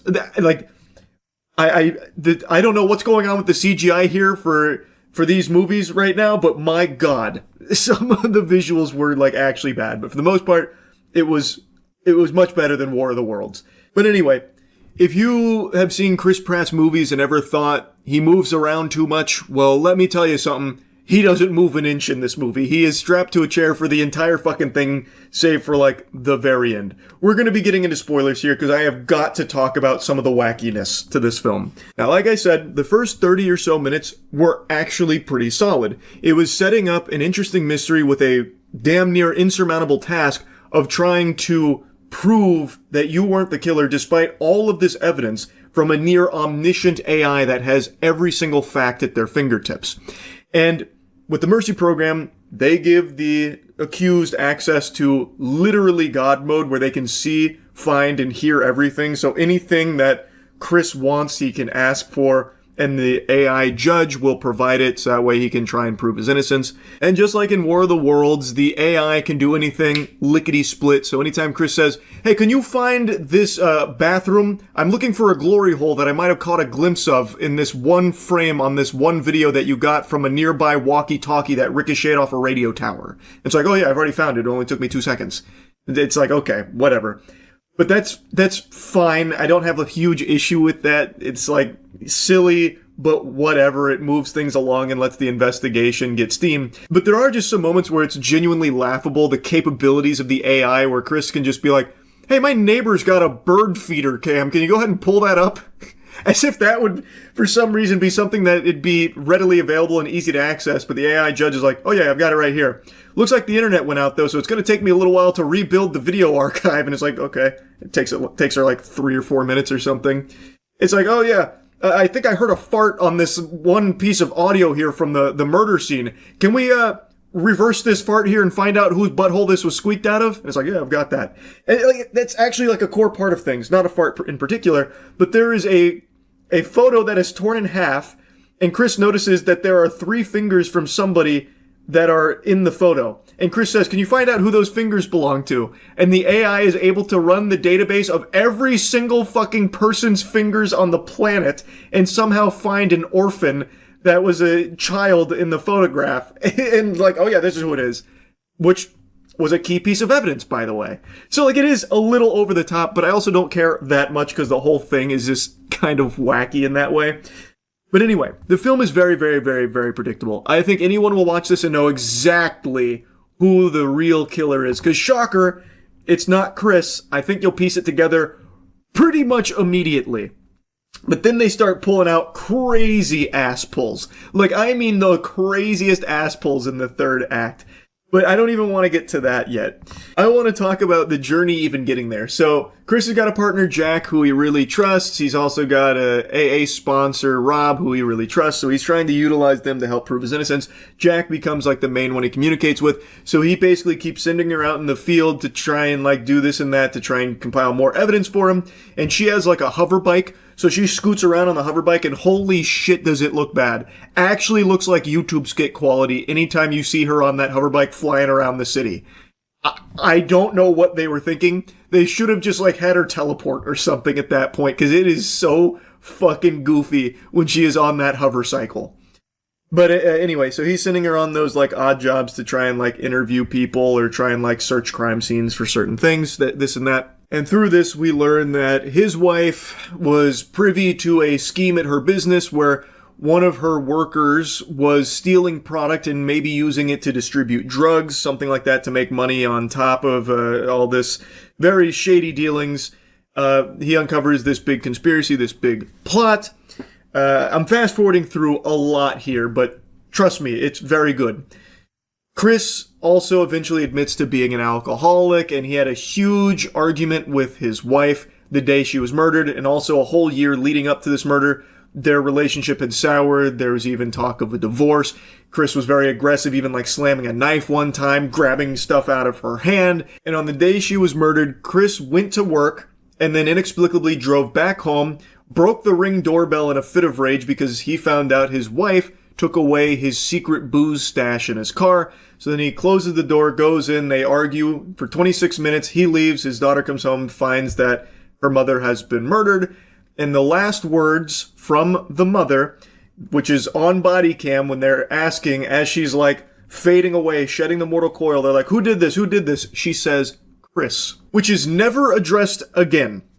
I want you to keep that in mind. That is never addressed again. When asked, as she is dying, who is responsible, she answers the question saying, Chris, and then she kicks the bucket. But Chris didn't kill her. It is proven that Chris didn't kill her. Why the fuck did she say it was Chris? Like, it seemed like she was just trying to get like one fucking slam dunk in on him before she died, before she met her maker, in order to make sure that Chris also, suffers at the end too. She knew it wasn't Chris that killed her. The person that stabbed her, murdered her, was not Chris. Why did she say it was? Like, what the fuck? Like, I tried to be, like, very charitable, like, oh, maybe she was about to try and say, like, it wasn't Chris, but she didn't get the first part out, or she was trying to, like, you know, say, Chris, I love you, or something on the way out, but none of that comes up. It is actually never addressed again why she would say it was Chris when it just wasn't. Like, that is crazy. I won't bore you too much with, like, the middle stuff and all that, but when we find out who the real killer is, we learn that the killer was one of her work associates, the one that was stealing the product to maybe distribute drugs, and decided to murder his wife, Nicole, because she found out, wasn't really willing to play ball, and also there's a very close personal connection to Chris from the real killer. The real killer was able to pull off this kill by going to Chris's barbecue 2 days prior to the murder and hiding in the basement for 2 days, and then sprung out and stabbed and killed his wife. Now, the close personal connection is that picture I mentioned. Well, that kid with the 3 fingers was actually the brother of the real killer, and that brother was someone Chris sentenced to the mercy program where he was found guilty and wrongfully executed.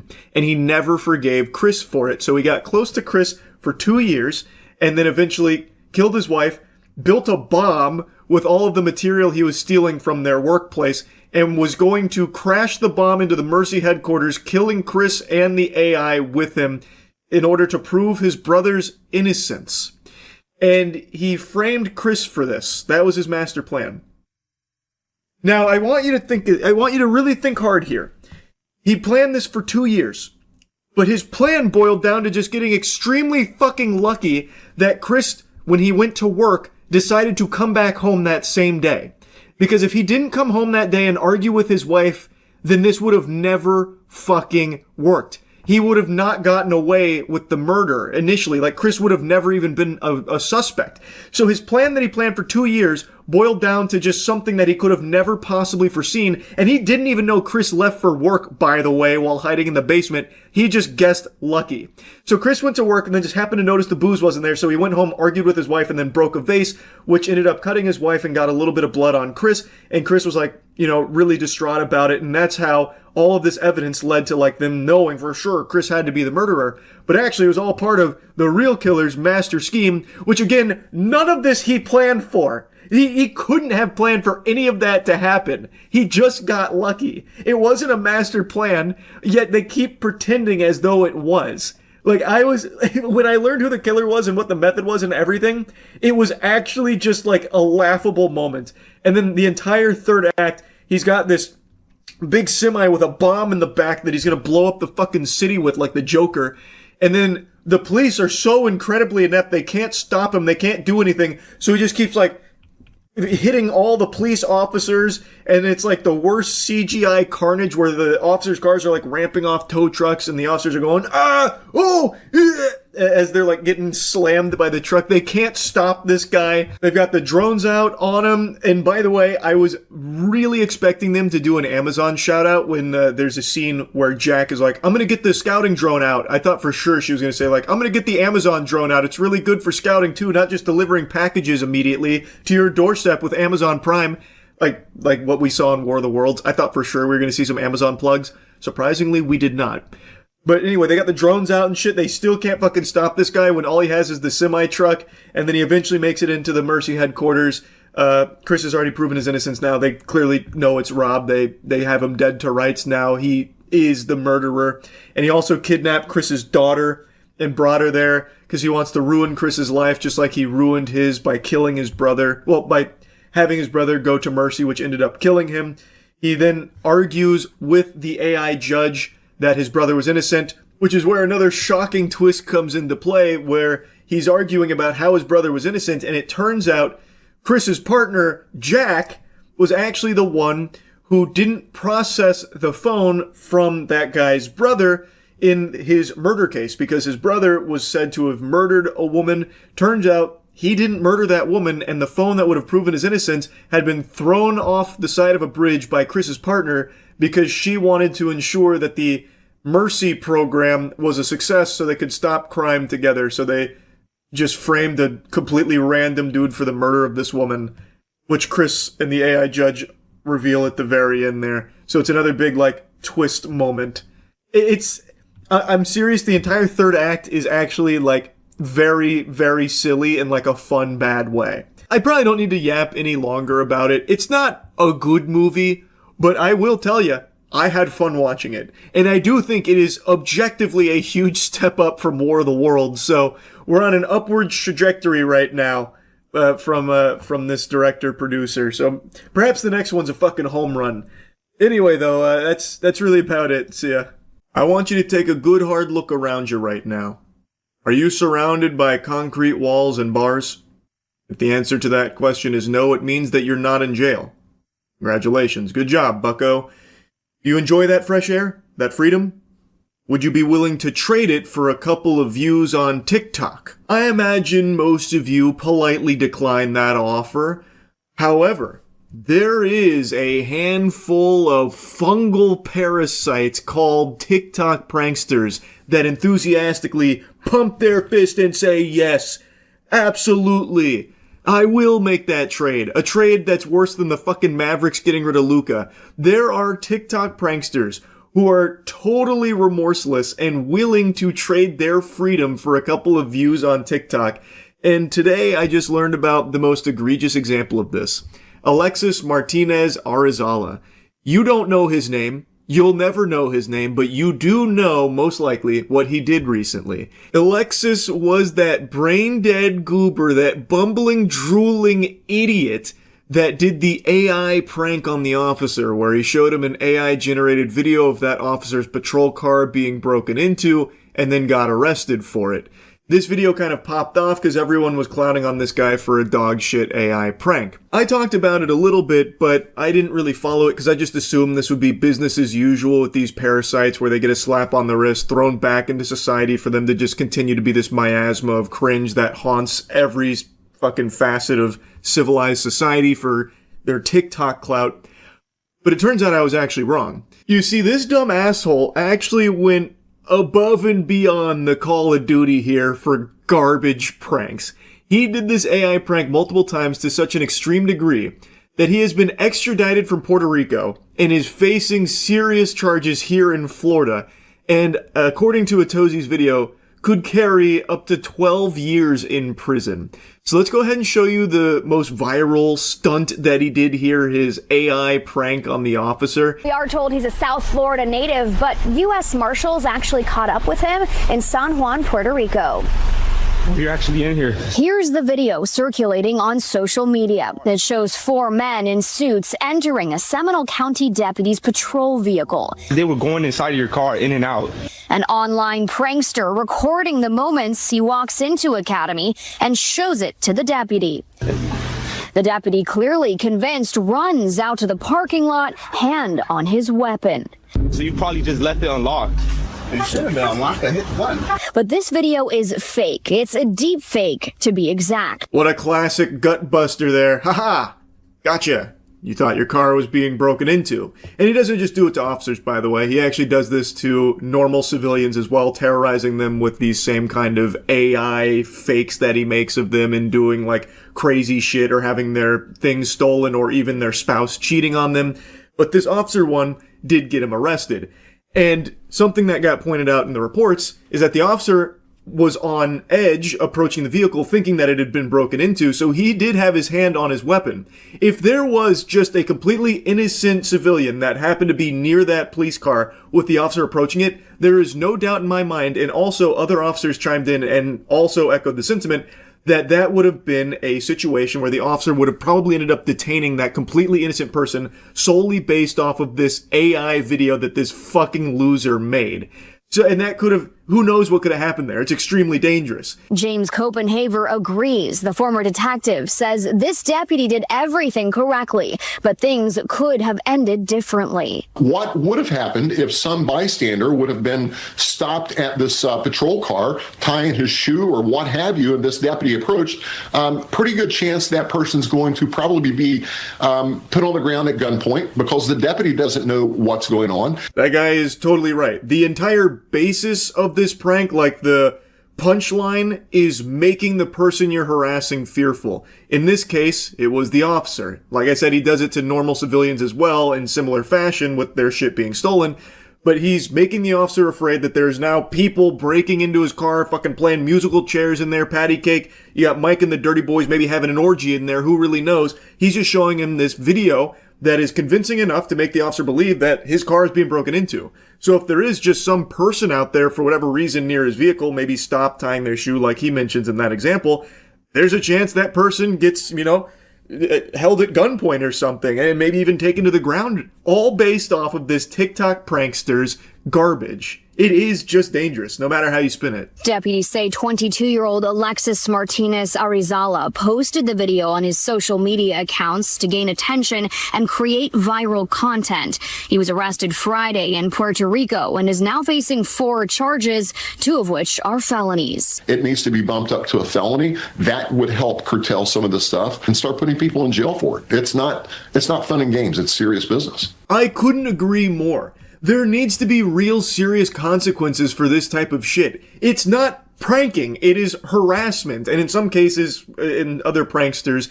just assaulting people as well. Like, there needs to be legitimate punishment there, otherwise it's going to continue to snowball as it currently is, and has for years. They just, for some reason, play softball with all this shit, just giving them like a light little spank on the tuchus, a little tush slap there saying, all right, now don't do it again, mister. Here's a stern talking to, we expect better. And then, of course, it doesn't do anything. So they don't get punished. Other people see that there's no repercussions for it, and they want the TikTok attention too, so they start emulating it. This guy didn't invent AI pranks, by the way. That prank he's doing on the officer is an AI prank that's been around for over a year now. I made a video on it I think 5 months ago now, from someone else doing the exact same shit to civilians. This is just the first guy that was dumb enough to do it to officers and get himself arrested. So they are just emulating what they see got others' attention, because that is what they so desperately crave. They need it more than oxygen, so they'll do anything for it, and they see those pranksters didn't get in trouble, so they do it themselves. But if Alexis Martinez Arizala does spend 12 years in jail and the rest of the pranking community sees that there are actual repercussions for this kind of shit, they'll stop. They will stop.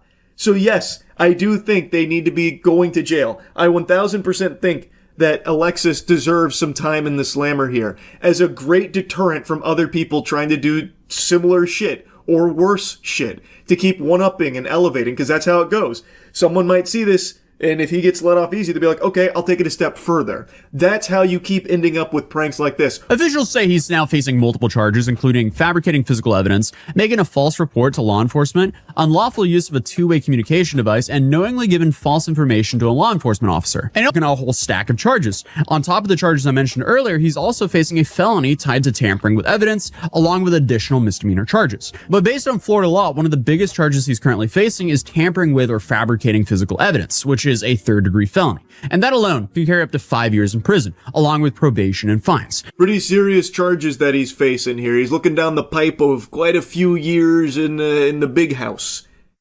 So how's he taking it, you might be asking yourself? Like a champ. Like a true hero. I don't regret anything. It's been 2 days. This is video of 22-year-old Alexis Martinez Arizala shortly after his arrest. Charged with providing false information after San Juan investigators say he showed an officer a hyper-realistic AI video depicting someone stealing the officer's cruiser. But hey, I don't regret nothing. His arrest came 2 weeks after deputies in Seminole County say he pulled a similar stunt. He reiterates that he regrets nothing. All of this is worth it to him. Potentially many years in jail is worth it because he got some TikTok views. Fucking insanity. This should be making the job easy for the justice system. You have someone who has serious charges. He is outright telling you he doesn't regret it. He is making it clear he'll probably do it again. So why the fuck would you be taking it easy on someone who is giving all signs, all indications with his whole chest that he is going to reoffend? He's now facing 4 charges in Seminole County, 2 of them felonies. In 1 month, I had 50,000 followers on TikTok. That's body camera footage of Arizala months earlier at the Home Depot of Palm Beach Lakes Boulevard, where West Palm Beach police say he's pulled similar pranks twice before. Yeah, it was wild. Police say Arizala first showed Melanie Valentine an AI video of her truck being stolen, then tried to get her into his car. But it was really scary, like thinking about it after the fact. Here's a little montage of just the normal civilians he also does this kind of shit to. So this lady was apparently shown an AI video that he made of her vehicle being stolen, and then I guess tried to get her into his car with him. That's some super creepy psychopath shit right there. So he didn't just stop at like, your car got stolen. I'm kidding, it didn't, it's AI. He didn't even stop there. He's like, no, you gotta get in my vehicle now, come on in. Get in my car. We gotta chase it down, don't we? Come on, get in. What a fucking weirdo.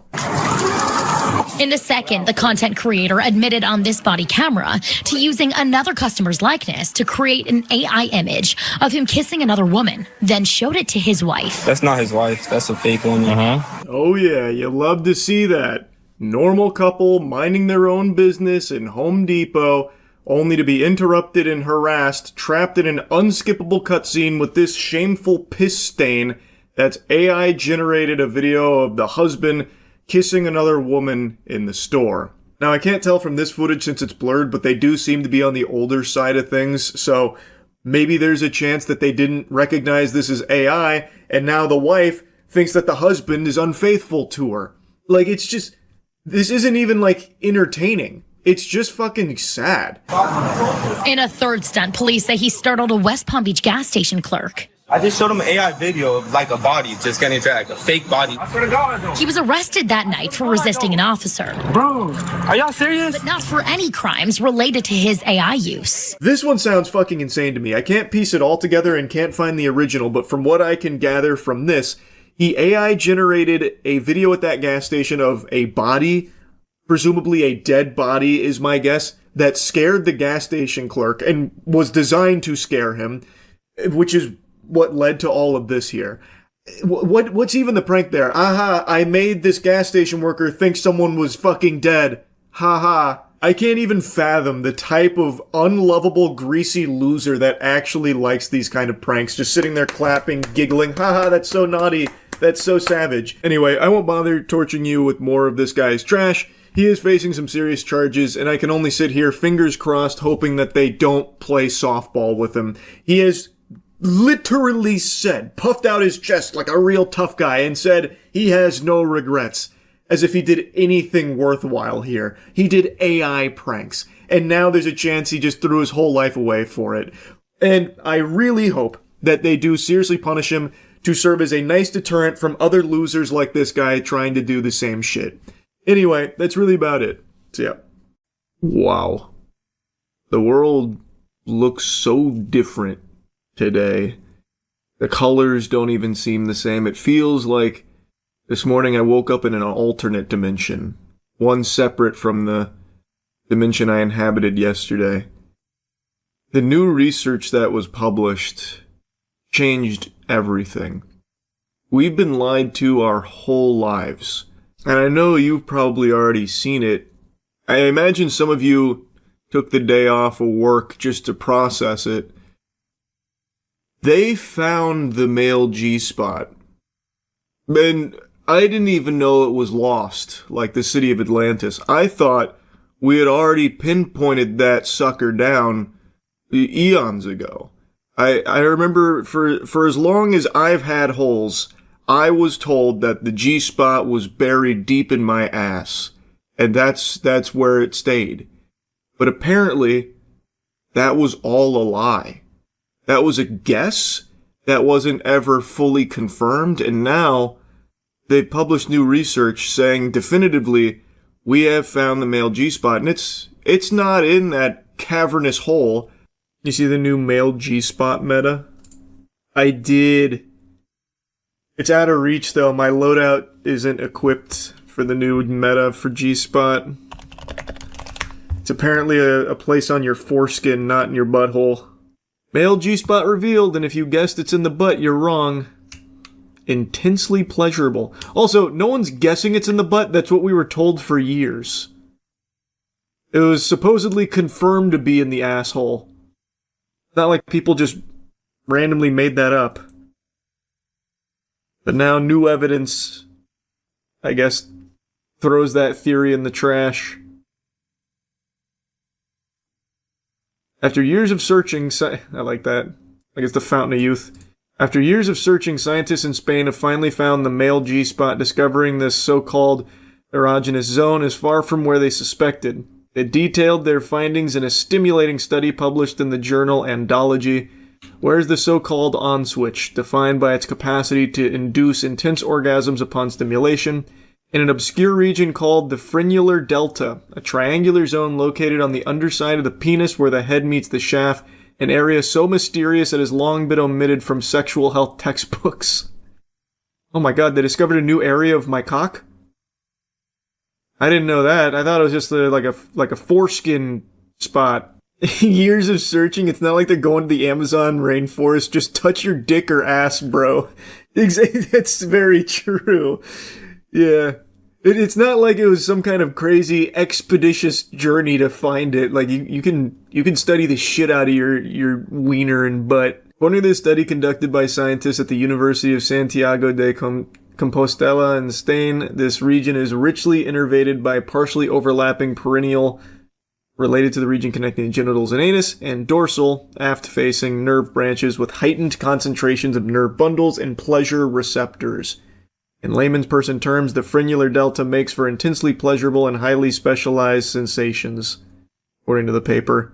By finding this penile pleasure panel, scientists have closed the book on a region that has eluded scientists for years, like sexplorers finding a phallic northwest passage. For decades, scientists have seen the prostate as the trigger for male orgasms, but had neglected to identify it on the proverbial pleasure map until now. That's good news. We're finally here. We've arrived. The apex of society. It kept hiding from us.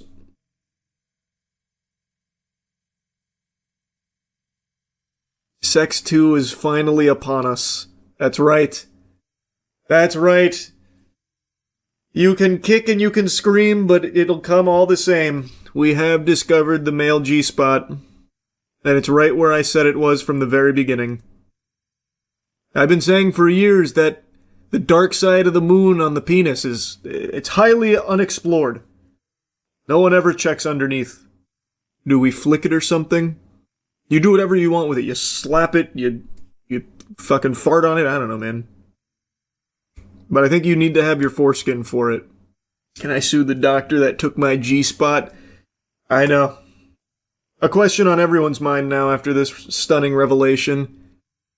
The G-spot Krampus that stole all our foreskin, hogging the G-spots to himself. It's a game changer, not gonna lie, feels so good. Okay, I can only speak as a circumcised man, but I feel like there's no way uncircumcised dudes didn't know that. Right? Like, I feel like just through trial and error and experimenting, you would have found that, oh, this spot feels cool. Wow, this feels so good over here. Right? Like, there's no way someone who's uncircumcised read this and they're like, holy fuck, I never thought to touch under my wiener. I'm only ever on top doing this, like a DJ.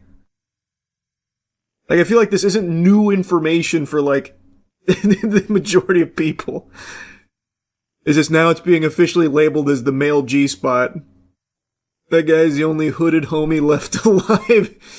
Yeah, we have to preserve him. Put him in a bubble. We must study him. Ask him questions. The only man with a hot dog and a bun still around. So does that mean the spot in your ass was just LARPing as the G-spot? I feel like it must have been like maybe a placebo thing or something. I don't know, I never tried getting up in there and seeing what that felt like.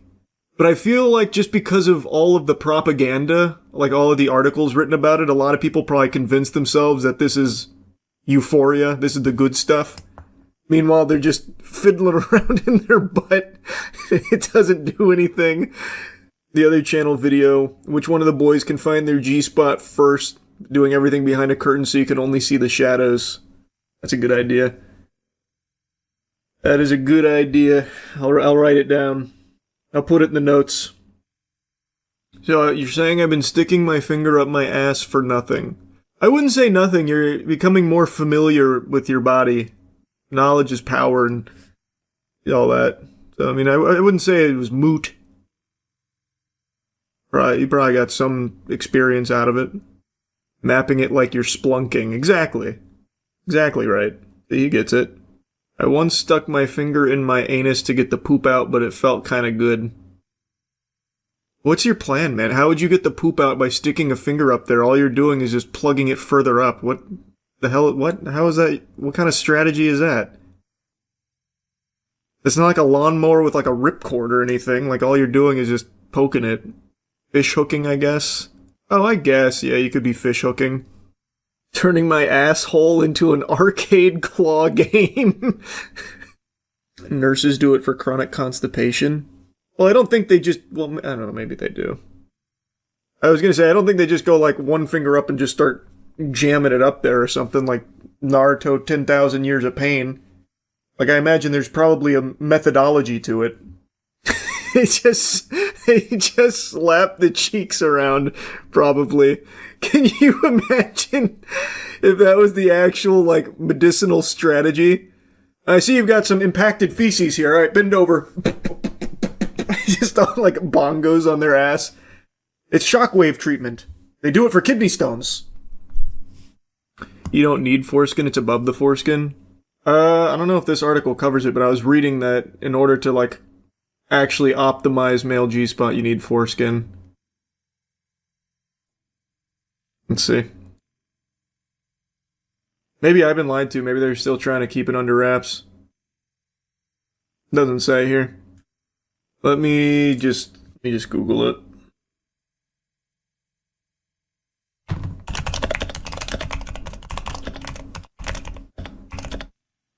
Let's see. Male G-spot foreskin required or not? Let's see. It seems like it's too new. People still talking about the back door. Yeah, I don't see any information on whether or not it's required or not. From what I saw earlier, it is. Maybe it's not. Who's really to say? We're still on the cusp of this discovery. This is like electricity. This is big. We still don't quite understand all of the inner workings of it. We're working it out. I was once the ultimate ping pong player. I was unstoppable. I went by the name Zailashi, which is Chinese for the shitting. Few could return my serves. Even fewer could keep up with my speed. Most humans were unable to even trace the ball after I'd hit it. They tried to use computers to understand how I was able to play ping pong while fucking. This was a mistake. I once defeated my own brother in a match that would ultimately decide the fate of the galaxy. If there was a squirrel climbing up a tree, you can bet at that same moment I was playing ping pong. I was focused. Until I met her. She was about the size of a small antique shop with an ass that transcended the ass realm. Her eyes were so powerful, they could make a boulder lactate. I was gonna teach her ass cheeks how to read a clock, so that way they never had to wonder what time it was again. She was incredible, so full of titties, but in an instant, those titties were taken. She was abducted early on a Thursday morning by a Martian naval vessel. Now I fight to free her from her bondage the only way I know how. With ping pong. You think you can handle my fucking speed? I'm going too fast. Fuck that, if I'm going fast, I'm going too damn slow. I'm going faster than fast, I'm going very fast. Slam it! Put your asshole in an envelope and send it to the post office, because you are not winning this ping pong match. Not on my watch. Do you think you can hide from me? Surprise, you cannot. Now give me my girl back. She was not meant to shit with you or your associates, so give her to me. Or can you at least send me her ass? That'd be mighty nice of you. After years of searching, I finally found you. Professor Zordonox. There are 2 ways to fertilize your lawn. The first way, the way you do it, Zordonox, and also the reason why you will not win, is you go out and you buy the fertilizer. Not necessarily the cheapest, fuck, you might even buy the premium fertilizer. Then you pour it on your lawn, you get moderate results. Nothing spectacular, but you're content with it. The second way to fertilize your lawn is while you are out fighting for something noble, something bigger than yourself. You accidentally shit yourself during the immense effort you put into achieving your goal. That shit gracefully runs down your leg and makes contact with the soil. From that contact blossoms a luscious rainforest. That is why I will be victorious. Zordonox, I have just shit myself. We're going for the sad mood lighting for this one because this is legitimately a funeral for over $100,000. Alpha Magic the Gathering. If you know, you know. And if you don't know, I'll tell you. It's like the most expensive thing to buy, like a sealed Alpha starter deck. It's up there with like a first edition Pokemon, like Shadowless base set, that kind of stuff. It is like holy grail for collecting. Last year, we opened one, and it was a really like kind of juiced pack. Like, we got some good hits from it. It was a lot of fun. So we wanted to do it again this year, and thus I had another Alpha starter deck. We brought out Pay Money Wubby again, the boy wonder himself, and I'm just going to spoil it now. It's already spoiled in the video title. This is perhaps the worst recorded Alpha starter deck opening ever without it being a scam. Everything in this seems legitimate. It doesn't seem like it was repacked or anything. There's nothing like super fishy about it. I think it is just statistically the worst possible box you could ever open of an Alpha starter deck, and we got to capture this tragedy on camera, and I'm happy to share it with all of you. One of these goes for like $100,000, if not more, depending on who you're buying it from. So this is legitimately the biggest possible waste of money imaginable. Hey, it's the Alpha Box. We're back. It's been a year and some change. We brought in the magic guy himself. I'm the magic guy? The magic guy, Wubby. He's back. Hey guys, we're back. We got this box from him a year and a half ago. It's the same box? Yeah. When we just started playing this goofy little card game. We pulled nice cards and we had no idea what to be excited about. Yeah. You were shaking and we were like, whoopee! I want you to know times have changed. I'm a colder man now, and I'm not going to shake. That's good. I'm excited for whatever happens. We now know what's in there. Still probably will be like, whoopee! Yeah. I've also lost knowledge since then. I was way more prepared the first time, and now I kind of don't remember shit. I didn't want to say anything, but it did feel like that when you came in. Yeah. This guy got stupider. This guy doesn't know shit anymore. This isn't the same guy from last year. All right, so you brought this last time too. This was the second one that Charlie decided he wanted both then and there. Yeah, he's even dated May 2024. May 2024. You can't just print those either. That's like official. That's true. Yeah, it's laser etched on the bag. All right, open her up. Wait. While exploring their barn, can I say that? Yeah. While exploring their barn, I found smelling salts, which I've never done, and I'm going to make everybody do it before. We need to lock in. We got to get excited. Go ahead. Me first. Well, you've never done them. You go first. I need to see how deep to put my nose in. Oh, no, just guess. Well, that's crazy.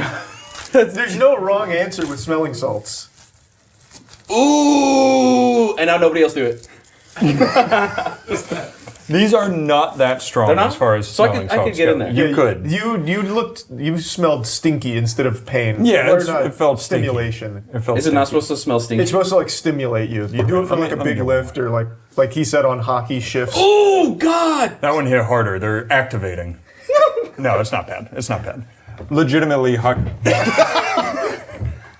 It feels like I shouldn't breathe that. I want more.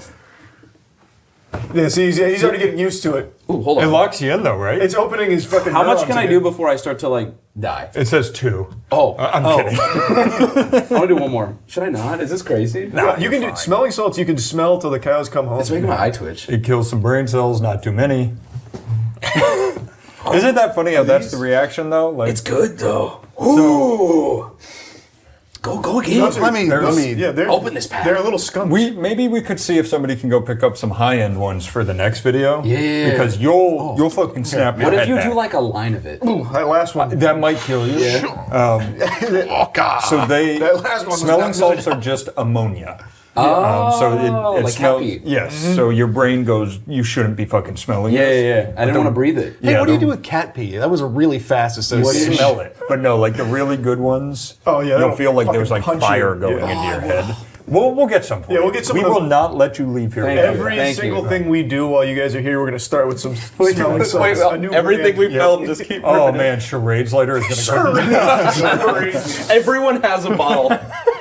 All right, let's get into this now. We've got the fresh, sealed alpha starter deck. It doesn't look tampered, right? I think Let's we can all take agree. Oh, I don't want to. Don't. He's on a magic card right now. Yeah, no, don't be careful because this could be a sleight of hand thing.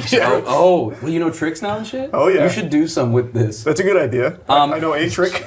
I'm going to be real, okay? This looks good to me, but I don't like saying that because some nerd will tell me I'm wrong. I'm just going to make sure it's filmed from every angle so when this goes terribly, someone can tell have us. proof. Yes. Yeah. No, it's very important. I learned that the hard way. It looks good, though. I mean, one thing to look for, if you want to be real for a second, any kind of scuffing where someone's thumb would go right here, and this looks clean, I think. You want to take a look at that? Gave me. Looks clean. Oh no, that does look clean. It was Yeah. the light playing tricks. The one, I've got many fakes in the past, and almost always the fakes have some kind of like someone's nail went there, they bent it a little bit. Do you want to look? Yeah, I would love to. Sorry, I was just admiring your technique. They're addicted. I develop a light addiction to smelling stuff. to cat piss. Bro, take a look. Does that smell like cat Rip that shit! How do you want to open it? Yeah, no, we're prepared this time. all the tools out for you. Well, this, you don't need a tool for this part. Oh, okay. Well, there should be a pull tab. Well, you can go that way. Yep. No, fuck it. You don't need a tool. Oh, we're so back, aren't we? It's the same thing. You're like, I'm a lot less high I'm not. this time. No, you know? Right, there's literally a pull tab right there. Wow. He wasn't lying. He was not lying. I'd like to take back what I said. I'm super high strung immediately. Here, pass the rock. I'll open the top. He said throw it. I mean, it's like. Yeah. I truly thought he was going to throw it. No. See, There was scratches, like there's right? like a scratch going up. Okay, so yeah, that looks like that's bad. No, that can. We should have lined this up with the plastic. That is. When I looked, I did see the scratches through the plastic. Scratches? Are we sure? There were two. So there's dents on the cardboard, and you want to see that there's also dents on here. But it is possible to dent the cardboard without denting That's this. fair. That's a yellow flag to me. Yellow flag. He's going in. He's going. Wait. Did we look up the order? Did anyone do this? Oh, that'd be. Last time There's you like just 12 knew it. people in this room right now, and everyone just went. Hey, should we look this up or do we not? Yeah, look up the. I believe. Well, because I believe it can be different. It can be. It can be right here. I believe it can be up below the instruction booklet. It can be above the instruction booklet, and there's a low chance, I believe, of being on the top. Let's see. Like a year ago, there's a Charlie video that probably has the. Pull that order up. we could There's a guy in it who probably knew. You probably actually explained it. I do think I'm right, and I do think it can be in a lot of places, especially with alpha. These things were not quality controlled at all. They're kind of everywhere. But be careful with the bottom. That's where you could see it. I've got some crazy kind of an developments idiot. here. It's already open, by the way. Oh yeah, look at that. Yeah, the whole ass end of it down there is open. Yes, it is. Okay, let's. Someone did the job for us. Opened is generous. It's like splitting. Yeah. It's damaged. I will say these look like alpha cards based on the corners, which is always the first. Wait, are they? Uh-oh. They look rounder, right? Get a normal magic card. These corners should be more rounded, and they look like they are more rounded. I would say like a wider. Alpha is the only card printing where they Good have save, Matt. Good save. Okay, Yeah. huge. Yeah, this is important. Yellow flags galore on this one. That's good. I just took a peek at the bottom by accident. Did you see? I can tell you it's not. I can promise you. I can tell you what it's not. I can promise you we don't want that to be the rare. I'm hoping. Is it? Can you flash it to me? Oh. We don't want that to be the rare. That can be, and that's a disaster. I think we've seen it now. Might as well just. I can also explain why that's really bad potentially. So that is an island. Wow. And That's what I thought. The issue with that is you can get an island in the rare slot in cases. It's not even a misprint. It just was part of the rare sheet. You would say that's the worst possible thing you could get. Where do we get this again? Yeah, well, there are some people who value those rares, and they consider them island rares, and they do buy those at a premium, but I still wouldn't say that's a good hit, because it's not a Lotus. That's a good point. It's pretty much nothing, actually, is what I would say.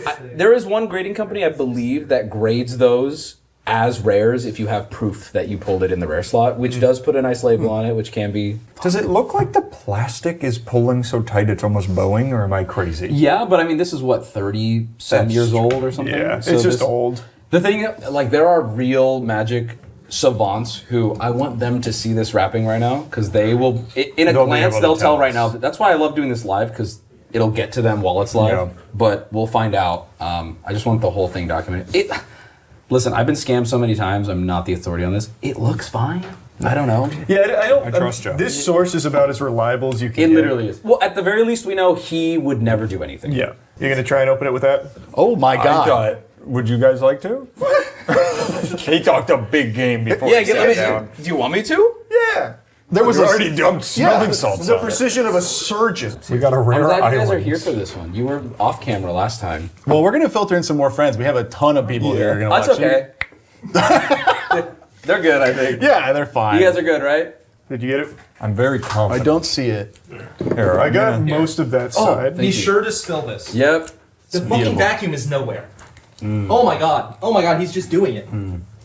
This one copy. Okay, careful now. We don't want to spoil. I will say, top of that card is shit. But that's understandable. Let's get it And out. remind me what we're looking for in commons. Llanowar Elves, we're looking for Lightning Bolt, we're looking for Sinkhole. Sinkhole? Dark Ritual. I thought Dark Ritual was Demonic Tutor. Demonic Tutor, yeah. Okay. And All right. Here's Lightning Bolt. Wow. We are That's not looking for tap symbols, which we don't have. All right. That says tap. That's great. Good. That's very That's good. great. That is good. All right. Do you want to do 3 and then pass? There's a lot of commons. Yeah, no. Let's do one each to get it heated up. There we go. And in I believe in one card, the audience at home will be able to tell the entire common. Real quick. You also have a bunch of smelling salts on your side. Oh, look at that. Thank you. It's weird. There's 1/4 of this table without smelling salts on it. That is odd. Do you want to fix that? And it's a boring corner. Yeah, that corner doesn't have fun. Go ahead. Okay. Did you get there's a little salts over there. No, that's fine. Swamp. Garbage. Okay. All right. That's normal. Yeah. We can okay. use this as a coaster too for the rest of the good cards. All right. Rip it. Yeah, give us our first something. Lightning bolt. Sorry, that was really bad. This is looking good so All far. right, wait. Yeah. Talking a big game over here. Okay. I am. And I'm going to rip this lightning bolt now. You ready? See Oh. how these look. Okay, only the top card was damaged. Perfect. This top card is quite fucked. And haboom. I have a question. Pestilence. What? Would you say that corner is like cut off? Where? This one? Uh-oh. No, that's normal. Oh. That's okay. These cards look homemade because they almost essentially were. If you are from BGS, these look wonderful. That's Our good. grizzly bears. That's so good. That's cool to see. I mean, these look nice though. We're holding alpha cards, guys. That's true. Yeah. That's true. Hopefully alpha cards. They don't look as nice as the Avatar cards. No, I know. Where's Aang? Yeah, Okay, this is a little weird. That's weird. That's strange. Keep doing it. Okay. We'll keep going 1 for 1. All right. That's a good card on the bottom. I picked it up no, while we I know slid it. We know what it is. So we don't mind. We know can- what it is. It's The impossible. Black Lotus could be this card, or it could now be sandwiched on the. All right, so bottom card is now fine to rub Bottom to our card heart's should be an content. uncommon. Oh, yeah. I wouldn't rub it, though. Yeah, I won't. Yeah. Ooh, Maybe rub it a little. That's a forest. it's a forest with a pathway. I feel like we're playing. That's basically a shitty Llanowar board Elves. game. Haboom. Wow. I'm going black. Ray's dead. If he pulls a grizzly bears, I'm question marking. Oh yeah, that'd be crazy. No, it's Okay, not. okay. We're good. We're off. All right. Anyone else want to filter in here? This is a Yeah. rough Yeah, start. we're not We doing need so a fresh hot. set of hands. This is okay though. Yeah. We're okay still. It's All right. commons. I remember when we switching- did the last one, are we we had some switching cool lots? stuff right now. If you pull swamp, you gotta hit the salts. Yeah, I think that makes sense. I think that's fair. I think I have to hit the salts and then pull the swamp, I thought. Should we make him hit the salts or? He did just sit at the table. Where is it? Give it to him. We're very careful. Please don't get them on the We don't, table. it damages the. Did someone get smelling It's salts on the really table? bad It could have been for the anyone. table, It yeah. could have been anyone. It smells like a cat peed. Oh yeah. That smells like cat piss. Yeah. Yeah, it doesn't hit that hard though. You see how you just tanked it? It just stinks. Yeah, It just smells bad. It's just stinky. Oh, an island. bro. Fantastic. Well, we're getting all the lands out of the way early. Yeah, there's lots of lands. I hear that this is a rare. If that's a land, I squeal. Fog. Okay, fog's good. Fog's better. We like fog. Playable Fog's a card. beautiful card. You can use fog. Ryan beat me with fog once. Fog love is fog. Ryan's go-to and everything. Boom. yeah. A swamp. You took my card. I'm sorry. Oh god. I got a black theme going here though. It's okay. We're gonna turn it around right here. Yeah, this is where we start to get serious. Well, that's not bad. It's a fur. What the hell am I reading? He's a guy. The furloon. Yeah. Furloon Minotaur. Herloon? Herloon Minotaur. He's got it. It's a Herloon Minotaur. There's a jacket with him on it. How Nice. cool is that, guys? That's good. It's like $300. Is that more or less than the card? More. Ooh, I didn't even announce the card because it's bad. Yeah. So here you go. What was it? That doesn't matter. Phantasmal Danny. Terrain. Yeah, Danny, we need your Mono blue enchant land. Danny boy. Denny. Give him the salts. I'll dig salts. Based on how we are, I think we're both doing salts. Speed at which you're dealing salt. Now you're good. That's Go my, on. that's my hot no, test right there. yeah, I've done those occasionally. Yep. Yep. Oh, thanks. Do one more. Do one more. One more. Yeah, You got it. I rolled this over. You That got was it. technically Okay. my We have card. to break the loop. Yep. Yeah, we need to change something. Fix it up. Yeah, it's a coffee bean forest. Yeah, This is a big one. This is a big one. Boom. It wasn't, guys. Wow. Yikes. We're getting real close to those cool knives. I'm gonna give up. Should we? I'm gonna give up. As are we all. Please don't give up. It's okay, guys. This is very normal. The commons are boring normally. Yeah. We got shit. Disintegrate. That's new. It's new for us. Yeah. Haven't hit me yet. This is like any other New magic to deck. us. Okay, here's the phantasm or blue elemental blast. That's good. Yeah. That's playable. Yeah, That's very playable. playable. That's a card. It is playable. And look, nobody's here for the comments. No one's here. No one's here for the comments. I like the comments. Someone shoot that guy. Bro, boo. Ooh. Nope. That's a worm. Crawl worm. Yep. But He's ugly. you warmed it up Yep. for my warmed lightning it. bolt. Lightning bolt. That could cast lightning bolt. could I cast could. lightning bolt. Wait, maybe that's a sign. You and I work together. Now watch. I'll rip it. Ready? You rip it, I'll cast it. Okay, here we go. Tap. Can you tap it? Yeah. Tap for lightning bolt. I'm gonna play lightning bolt. Oh, I saw We the could right. play Saw the right. Tap it. We could play play a lot multiple now. lightning Yeah. bolts. Yes. Tap yours. Yep, tap it, I'm tap it, tapping, tap okay. it, and lightning bolt. Oh, it's an island. Wait, now we can play Tap something it. else. Lightning bolt. We've got I'm gonna everything we float need. the blue. Yeah. All right, I've tapped it. We're crafting the worst card in all of history. Yep, it's a forest. We are ramping. Maybe we're casting a commander. Or something? We're ramping as hell. Are we not doing enough? I don't. We need to filter in more. Yeah.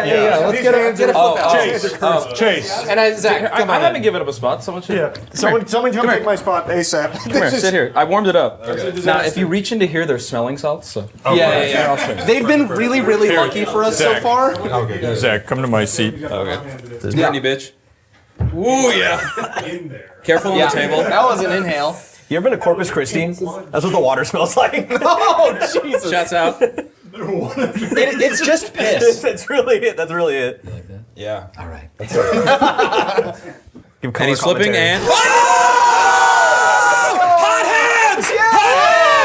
Hot hands! Holy shit! Oh my God. Guys, it was because his mountain was tapped. Truing. Of course. I think that's the best common you can Yeah, pull? yeah, I think One so. of them, I think. Yeah. That's not a real lightning bolt. No. It's either bolt or red. You gotta follow that up. Yeah, well, this land's gonna be real nice. Land more elves. Regeneration. Not bad. That's bad. That's bad. The smelling salts kind of fucked me up. I'm not gonna lie. Yeah. Pussy. 1, 2, 3. Let me hear you say, "Wayo." Ooh, Weakness? He's getting that good suck. Oh. Hey, dude, he got that face. Samite Healer. Oh, this guy just chilling.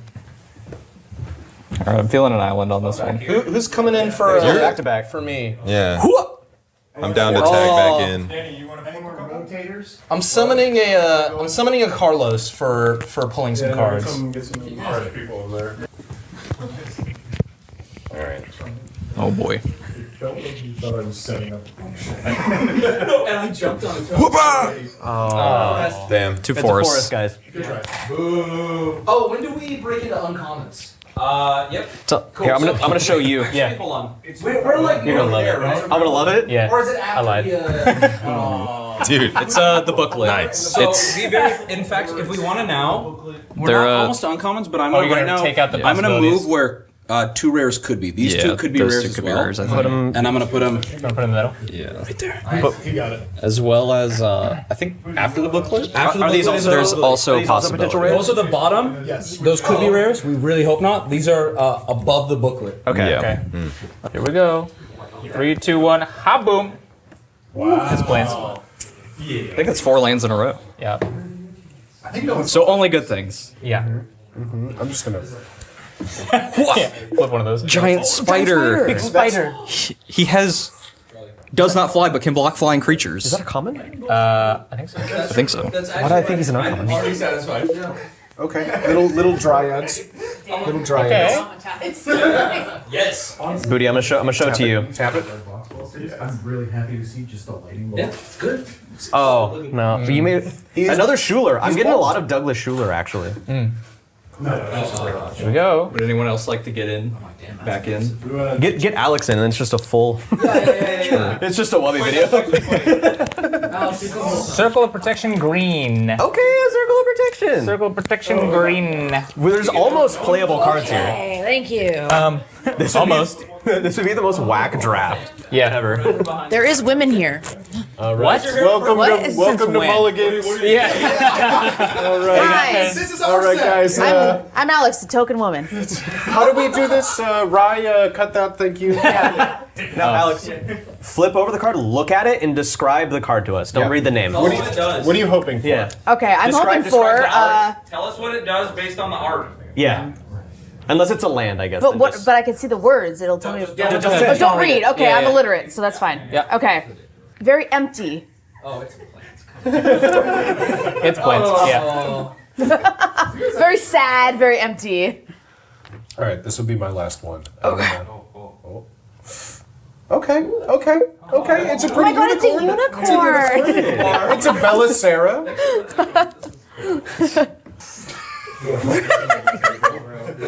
Would a greedy person pull this? Earthbind. Oh! Hey! I'm a prick. I'm hard as fuck right now. That's the kinky one. I'm hard as fuck right now. People cosplay I'm so that. hard. I gotta rotate out. Anyone else? Oh, but I never got salts, man. Oh, wait, come here. Booty, why do you gotta bring it up? Yeah. Carlos almost got away with it. He did not do it.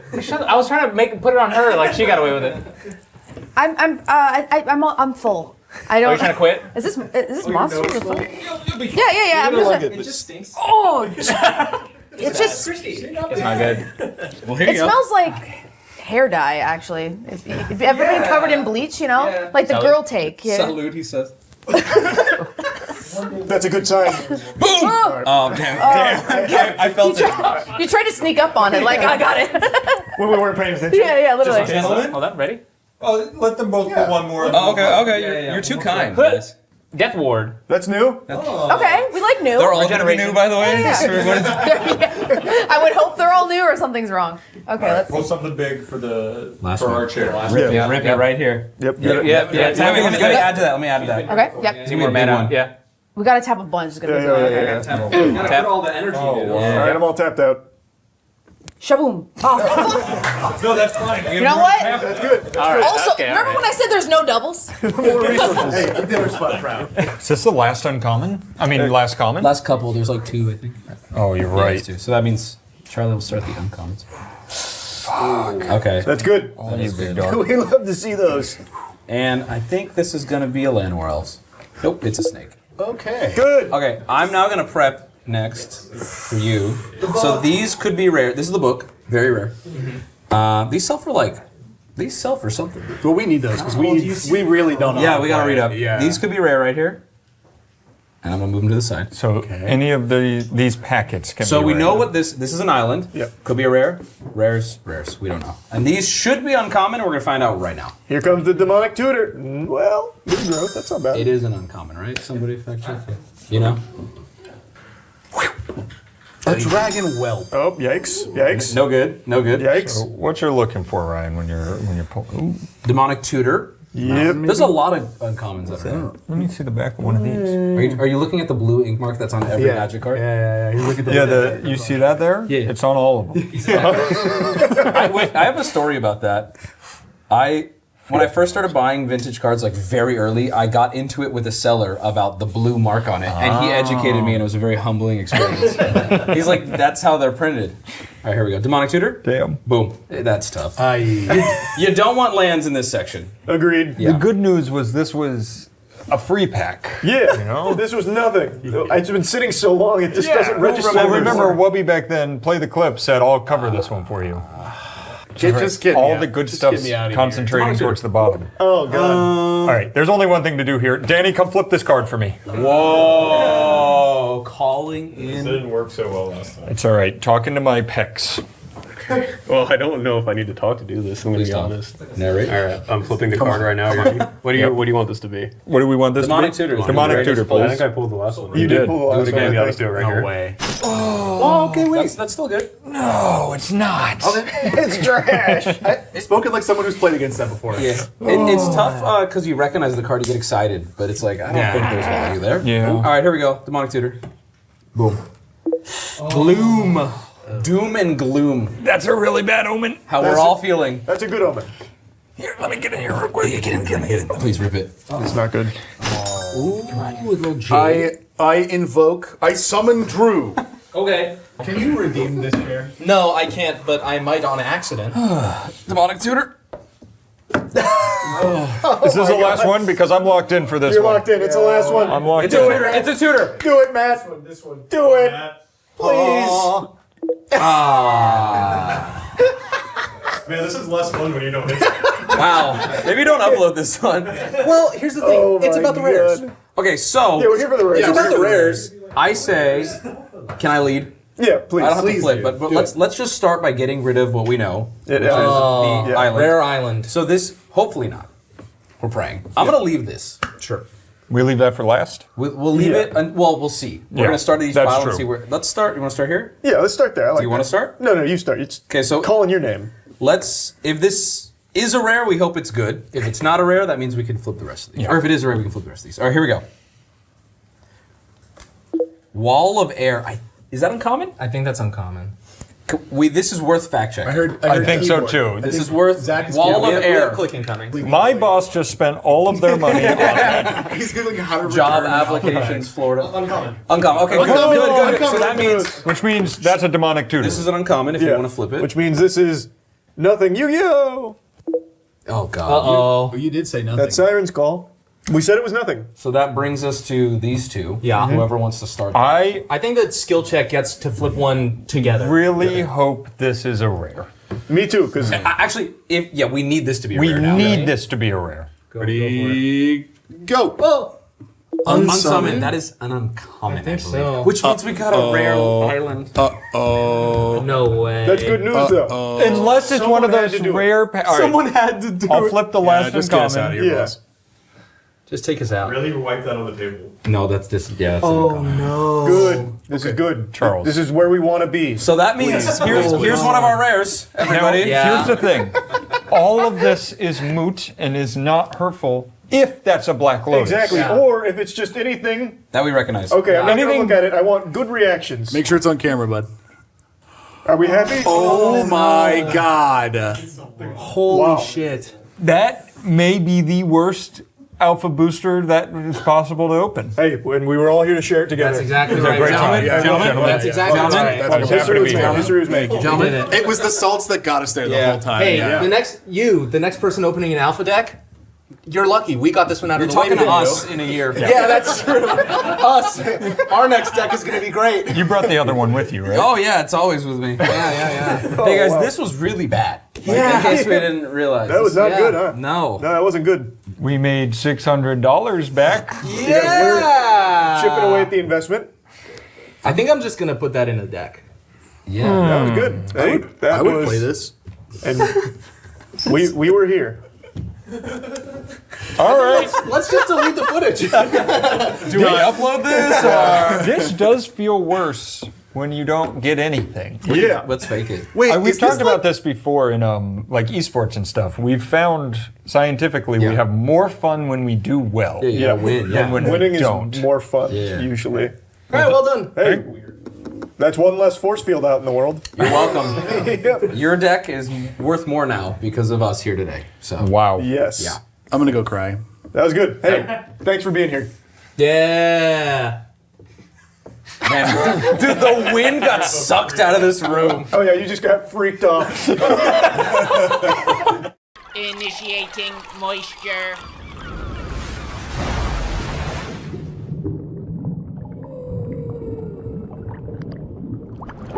Yeah, this movie is fucking great. Chances are you don't know anything about Parasite, haven't seen anything from it, unless you've seen people online constantly praising it and jerking off about it. But they're jerking off for a good reason. This movie is magnificent.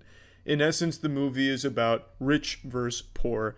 You have a less fortunate family and a very fortunate, very wealthy 1% family. And at some point, one of the children from the less fortunate family begins tutoring the daughter of the rich family and begins to brew a scheme to exploit them. The first half of the movie is spent setting up the difference between the two classes. They use a lot of humor during this period, and the humor for the most part lands. Some jokes fall flat, it could be a translation thing, but for the most part the humor's on point. They immediately show you what it's like being on the bottom of the food chain. They have them, trying to steal Wi-Fi from upstairs. There's a fumigation crew going around. They keep the windows open so the fucking chemicals blow in while they're folding pizza boxes, so that way they get free fumigation. They are not doing well. They're just struggling to get by. There's drunk people pissing on their property, damn near using the drunk man's urine as a shower to save money on water. It is not a good living situation, but at some point, the son gets a break and gets to tutor a rich family for pay. When you see the rich family, it's totally different. It's beautiful. It's an incredible landscape, and quite literally the difference in their social status is shown just in the altitude of where they live. The less fortunate family lives in a basement. The rich family lives in a hilltop mansion. And this changes their perspective on things drastically. For example, a biblical rainstorm blows in, one that would make Moses wet his pants in fear, comes in, and the rich family just views it as just a beautiful thing put there for their own entertainment. This storm is a blessing, they say in the movie. It looks great through their windows. Their son goes out camping in it because to them, it's no big deal. It's just a cute little storm. But to the less fortunate family, that shit is disaster because it floods their home, their basement. It gets ruined. Sewage spraying everywhere. The fucking toilets overflowing, spewing shit out like some type of volcanic eruption of ass feces. It's very different. And they do a great job of showing you all of these things. There's so much attention to detail and so many great shots to establish these things. Even just something as simple as going from the rich house to their own place. The difference in the journey. They have to go down like fucking 50 flights of stairs, like it's a reverse Rocky montage, going from the top of the food chain back down to the basement. It's just a really cleverly made movie that does a great job of bringing you into the universe and making you care about the characters. And they don't set up the rich families like some evil, cartoonishly mustache-twirling evil villains, spitting on the poor. Get away from me. Oh, I must wash my hands now because it was near poverty. Oh my goodness. I won't shit right for a week. I'll have to have 2 maidens wipe my ass. They don't do that. They actually have you care about that family as well. But it shows you the difference, even in the unintentional elitism. It is just so well crafted. I can't gush about this movie enough. The acting is on point as well. It's so good. I really, really cared about pretty much every character, and their performances were super fucking solid. What I imagine the biggest turnoff will be for this movie is it's entirely subtitles. Unless you speak the language, you're going to be reading subtitles the entire movie. So if you're unaccustomed to that, like if you don't watch anime, if you haven't opened your third eye and started anime yet, you're not going to be used to reading subtitles in a movie, I imagine. And for a lot of people, that's probably a turnoff.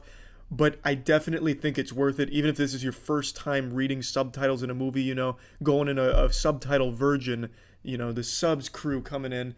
It's definitely worth it. This movie, it has such a clever story to tell. Its humor is great. And at the second half of the movie, there's a tonal shift, a huge turning point where it gets very dark and very serious, very real. And I didn't expect it, and it was so great. It's just this whole movie is really, really good. Plugging Parasite into the moist meter, I'm giving it a 95%. For me, it's tied for my favorite movie of the year, tied with Joker. I really can't decide which I like more. They're both great movies. Parasite, though, is something entirely unique that I haven't seen before. I'm unfamiliar with the work of Bong Joon-ho, the director of this piece. The only film I've seen from him is Snowpiercer, which I liked, but he has a whole catalog of bangers, which I'm probably going to go visit for the first time after seeing this, because this was just such an incredible display of talent, just across the board. Writing, cinematography, just everything. It nails it. It is a great movie that I can't recommend enough. That's it. See ya. No, it can't be. I was reassured that AI data centers were good for people, good for all of us, the future of mankind. Investing trillions of dollars, selling out every piece of land in this country for AI data centers to help us. But now, I think the cracks are starting to show. I think the truth is starting to leak out, and well, don't worry, BlackRock has solutions for that. Larry Fink made a really cool statement about how they're going to protect it from the domestic terrorists that might not want AI data centers, which I think is a really cool label to be slapping on normal, average working people that just don't want to see their energy bill skyrocket and their water get turned into fucking sludge soup. Oh, you fucking terrorist! What, you don't like the data center, do you? Well, welcome to the gulag. It's pretty unhinged, but I'll get to that in a moment.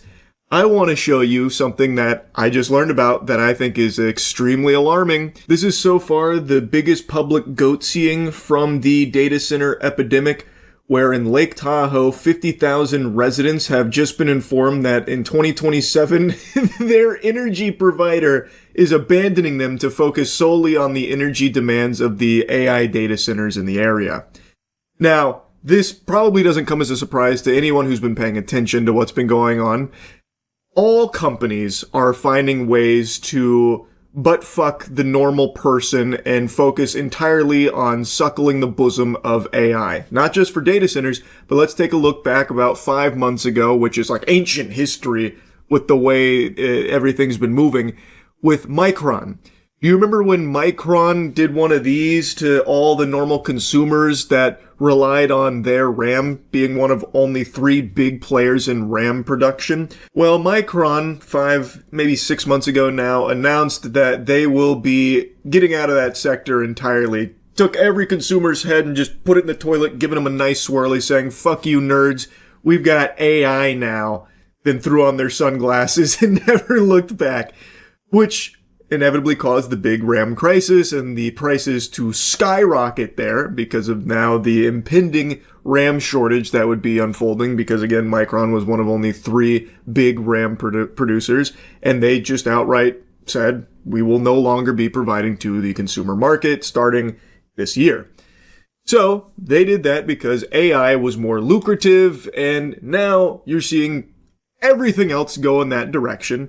And this is the first big example of just an energy company that 50,000 people rely on to live, just hitting that Harry Houdini vibe and vanishing on them, saying, don't really care about you plebeians, flesh and blood is cringe, AI is the future, we gotta go take care of AI. I mean, good luck out there though, maybe you'll find other power suppliers, but it won't be us.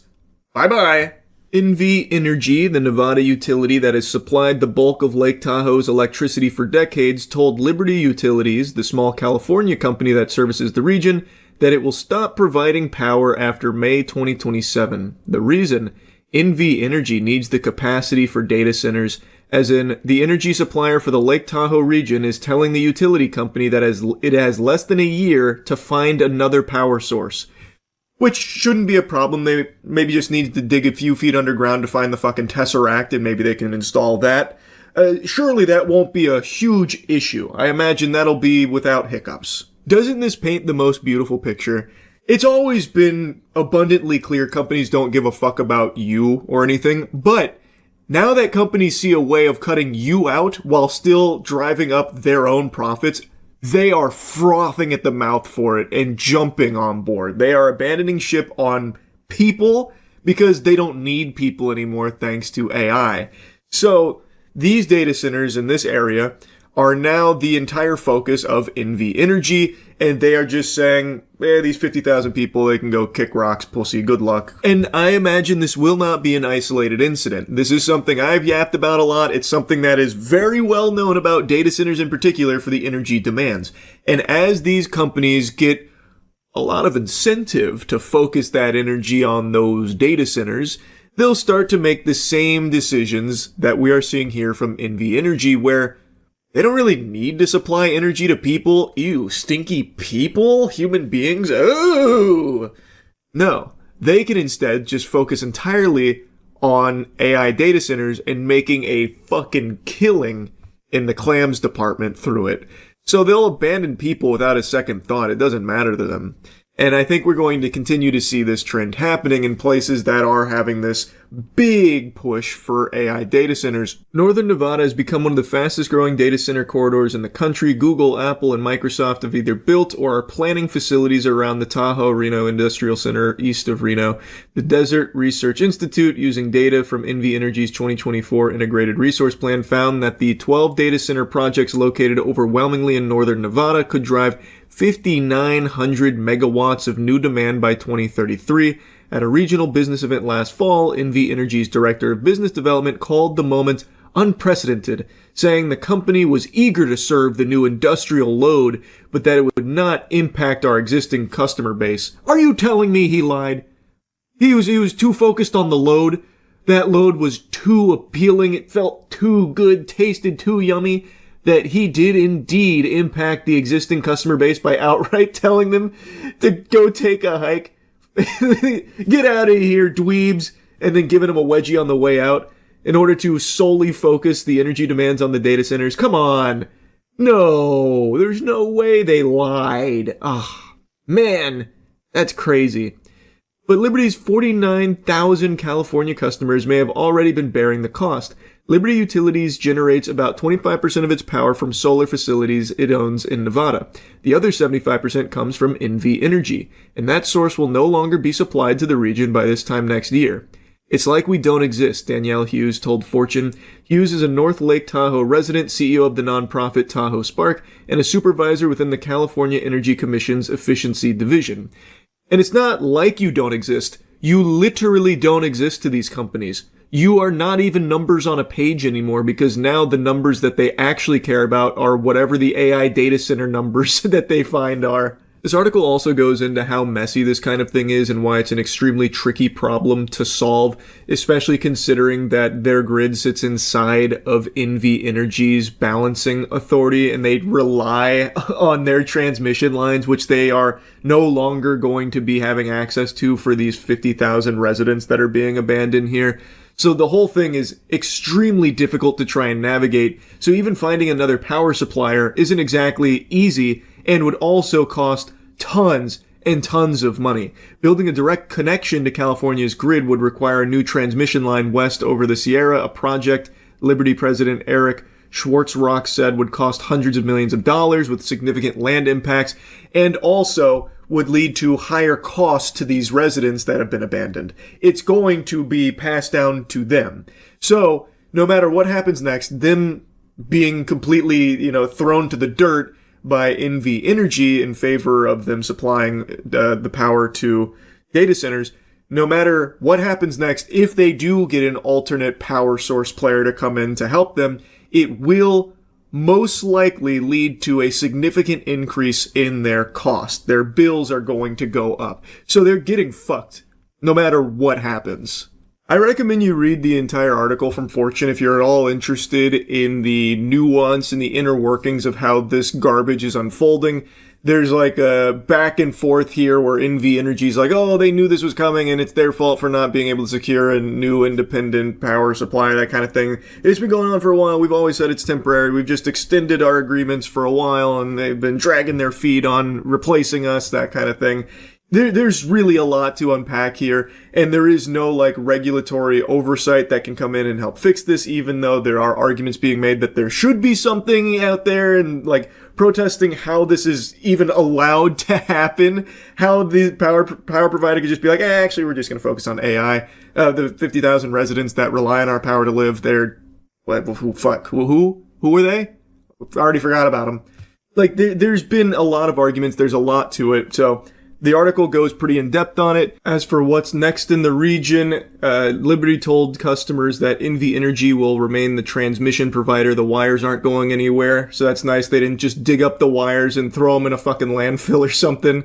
So the question is, who's going to supply the electricity that flows over them and what that cost will be and whether the regulators can protect customers whose upstream grid sits outside California's usual planning structure. And they are right now shopping the bid replacement contract to anyone and everyone. They are really trying to find this next energy provider. There was a tad bit of optimism when it came to a short-term solution, but long-term is a lot more unstable and unknowable. And they close with this statement saying, we have no representation, it's resource extraction. It is 1000% resource extraction, and representation has proven in other regions across the country to not matter at all when it comes to these data centers. Let's take a look at Utah. The Kevin O'Leary clown show, his fucking circus, who, by the way, likes to continue LARPing as an American. He's not. He is a bald Canadian bitch ass. And yet he still comes over here and tries to preach about American values and why the data center is like the most patriotic thing you can do. Cringe, pathetic, worm demon. Anyway, in Utah, all of the people were voicing how much they didn't want it, the disdain. They would not support it. Please don't. Begging, groveling, do not let this data center project be approved. A 40,000 acre data center. The largest imaginable. Like genuinely, I cannot even fathom something that big. A 40,000 acre data center is fucking diabolical. And the geriatric fossils that were approving this project, who are supposed to be representing the people in the community, outright said, one of them verbatim said, for hell's sake, grow up. A crazy statement, and I do believe they are fighting for hell. They are demons on the side of Satan. So like these fucking octogenarians, in the face of all the community that went out there, and there was a huge number of people yelling, screaming, begging, stop, don't do it, don't, no data centers. In front of all of them, they insulted the people, berated them, and then went into their own private room to get away from all the riffraff, all the hustle and bustle and hoopla, so that way they could unanimously push it through to greenlight the 40,000 acre data center. That goes in the face of all of the people that they are supposed to be representing the interests of. So it's pretty clear that even having representation of like the will of the people does not matter. These data centers are being built and brute forced through because most likely all of these politicians and the people in power in these communities are getting a nice little chunk of change for it, some real strong incentives, and they don't care about the people. And there's no consequences. There are literally no consequences anymore across the board. You can lie, you can scam, you can fraud, all of this, and there is nothing that happens. Nothing at all. So they feel very emboldened to just blatantly, openly be corrupt, and that's what's happening. So these data centers, they are coming. They're showing no signs of slowing down. It's extremely concerning. It's extremely infuriating. And BlackRock is already planning for people to feel like forced into a corner and doing something drastic, like maybe trying to destroy a data center. And the need for rebuilding the GCC region, to rebuild it so that it's going to be in a position where it's not going to be obstructed by drone warfare. So many more things are going to have to be underground.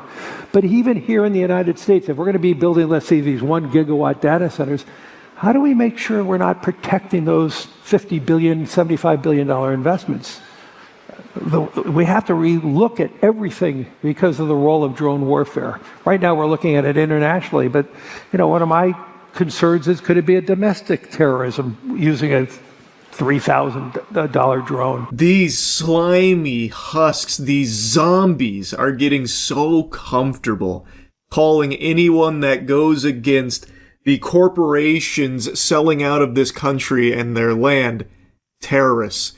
oh, you don't support the companies coming in here with 3,100 data centers springing up in your communities, driving up your energy bills, ruining your water, polluting your community. Oh, that must make you a domestic terrorist, Buster. Or at the very least, you might have some ideas that are adjacent to domestic terrorism. A little bit of thought crime, perhaps? You don't like the data centers, Well, let's go ahead and check the surveillance data we've gathered on you through these data centers and see what we've got.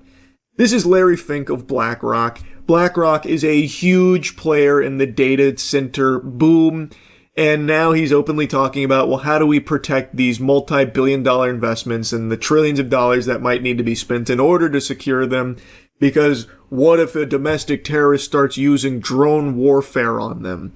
So it seems like there's a recognition from people like Larry Fink, these fucking zombies at the top of the food chain, that people are feeling backed into a corner. Everything in their life is getting more expensive, and data centers are only continuing to accelerate that issue. And the normal lies are no longer landing because the information's already out there. There are operational data centers that have been running for a while, so we know the bills go up in the communities that they infest. And we know they only provide temp jobs during construction. They don't actually supply any kind of economic boon to the normal working people of those communities through employment. The biggest data center in this country only has roughly 150 full-time employees. The smaller data centers or the normal-sized data centers run as lean as 20 to 25 employees full-time. So this is not providing jobs or anything to Americans in any capacity. So the lies don't work. People are getting face-fucked by this. These corporations are fully selling out everyone and everything in this country. And they're realizing that they don't actually even need people to make money anymore. So they're even getting rid of people, like NV Energy abandoning 50,000 of the residents that rely on their power to live. And Larry Fink is now talking about what they're going to do to defend these data centers from someone who might be very desperate and trying to, destroy a data center on their own in order to, survive in the community or help people in the community live. So he's already okay, we've got measures in place, maybe underground or, maybe who knows. But we're thinking about it. We've got countermeasures. Don't worry. We're protecting these billion and trillion dollar investments. It's fucking terrifying. And he's also being very upfront about they're going to control all the data centers. Great. If you're on the side of BlackRock, you're on the bad guy's side, by the way. To the people that for some reason still mindlessly try and support data centers because they love to swallow that corporate cock and believe all their lies. This is the lowest of the low if you're now just pumping your fist for BlackRock of all things. So all of these things are actually opportunities, not problems. It's going to require, as we said, trillions of dollars of capital. Governments cannot build these out alone. They don't have the wherewithal. And two, their deficits are starting to be mounting. And we spend too little time talking about the U.S. deficits and other countries' deficits. So this is all going to be the role of private sector. Oh, thank goodness. I feel much more comfortable knowing that the future's in the hands of people like Larry Fink and BlackRock. Isn't that good news? Yeah, so anyway, had to yap about this shit. It is so fucking out of control. It is so blatantly corrupt. It is genuinely terrifying. Anyway, just wanted to put that all on your radar there. That's really about it. So, yep. So I saw a headline earlier today and I immediately wrote it off as just being a joke. I assumed that it came from Ballsack Sports or something, that they just sacked me, and I wasn't going to fall for it. It was GameStop attempting to buy eBay. So I saw that earlier, I was like, fiddlesticks. Not clicking on that, not falling for that baloney. But now, I've seen that it's actually real. Apparently GameStop is tinkering around with the notion of making an offer to buy eBay. GameStop, yeah, that GameStop that you probably haven't stepped foot in fucking 10 years, covered in cobwebs and Funko Pops. That GameStop, that entity, is looking to try and make an offer to buy eBay. And just looking at the cold hard numbers here, eBay is over 4 times larger than GameStop.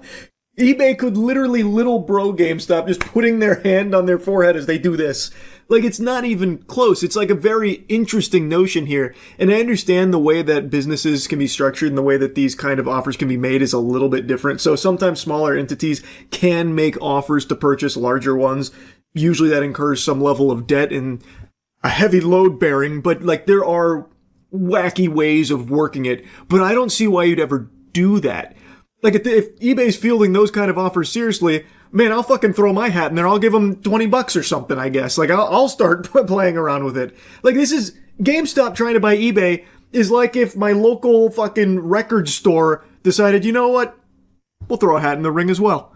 It's just so odd. But the more I look into it, the more I see that they are serious about this, at least based on what's reported at the moment. Now, their CEO, Ryan Cohen, aka the Crusader of Cringe, he has a genius idea to try and increase GameStop's market value more than tenfold by trying to sweep in here and really butter them up and buy them out.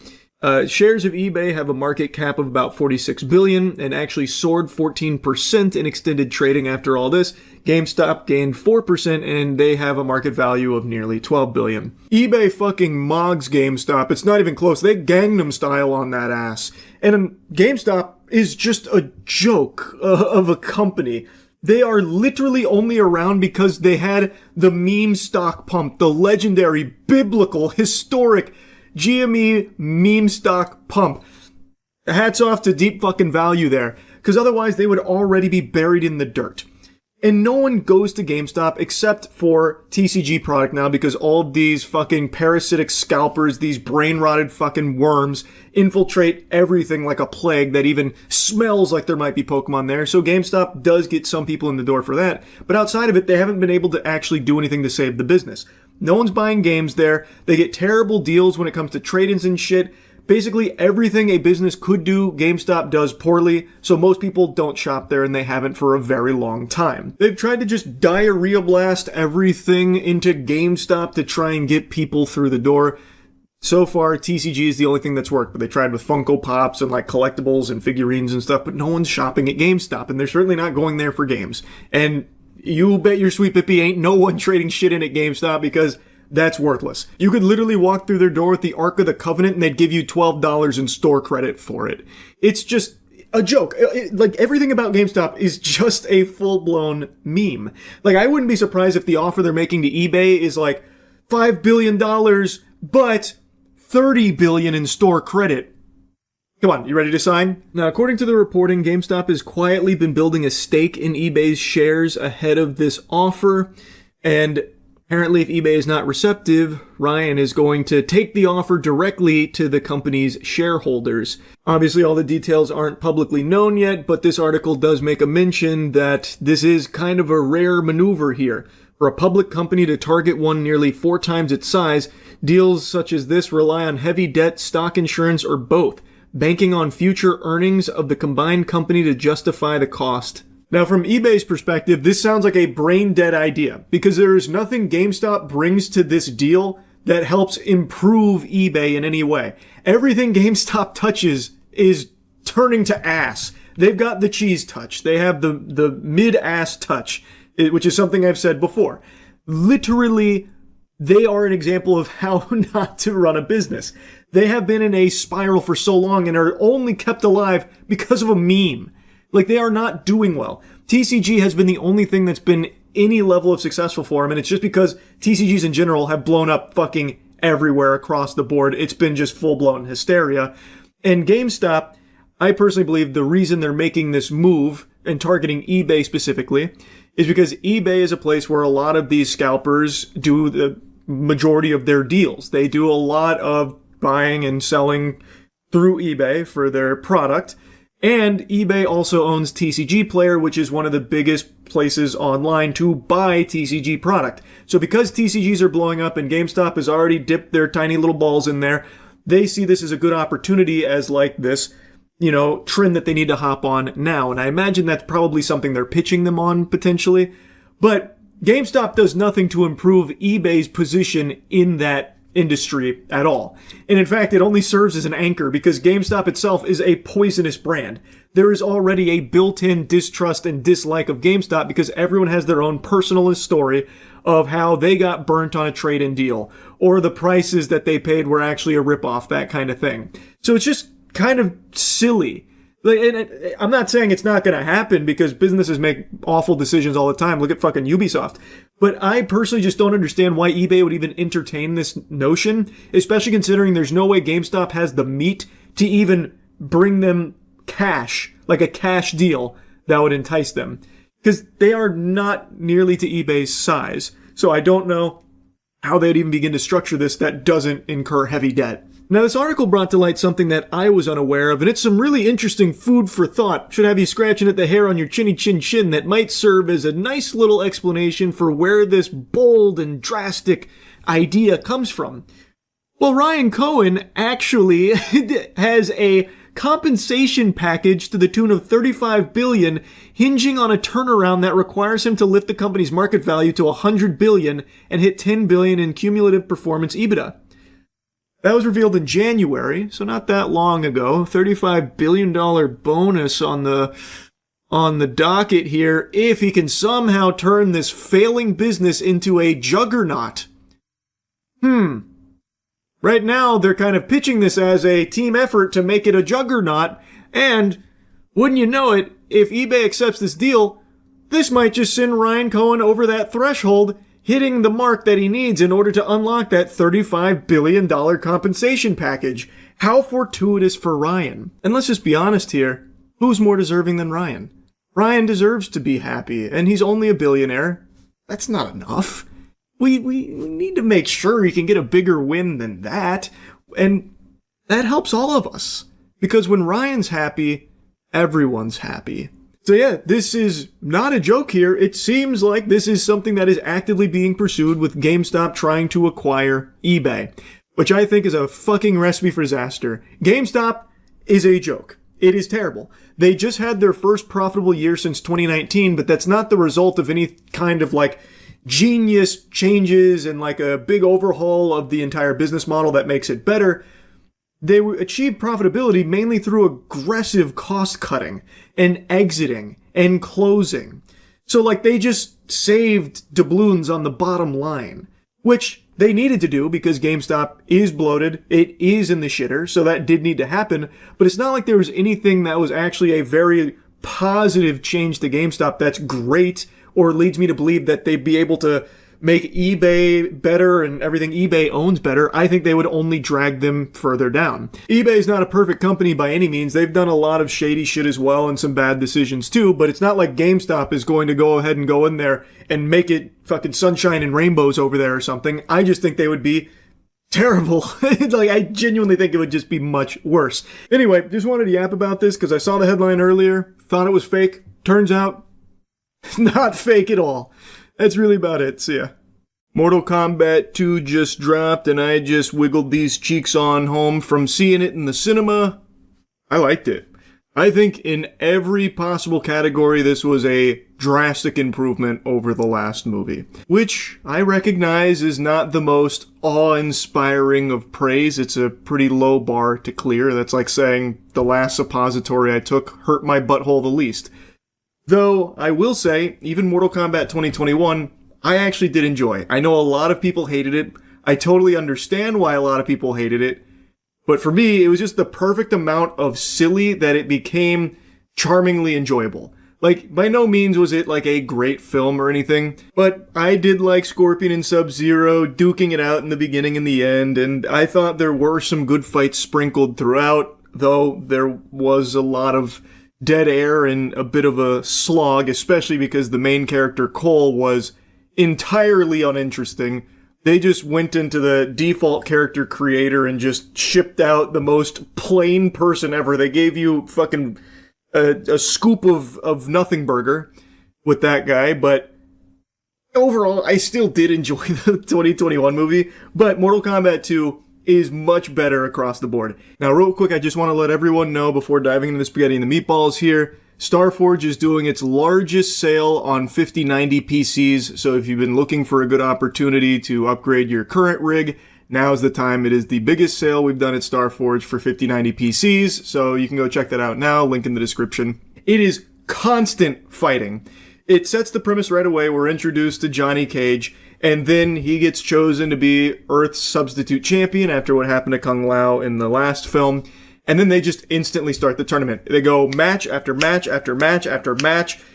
It's fucking fun. And it is unapologetically true to the video game, to the point where they're even using, like, the character's actual move sets.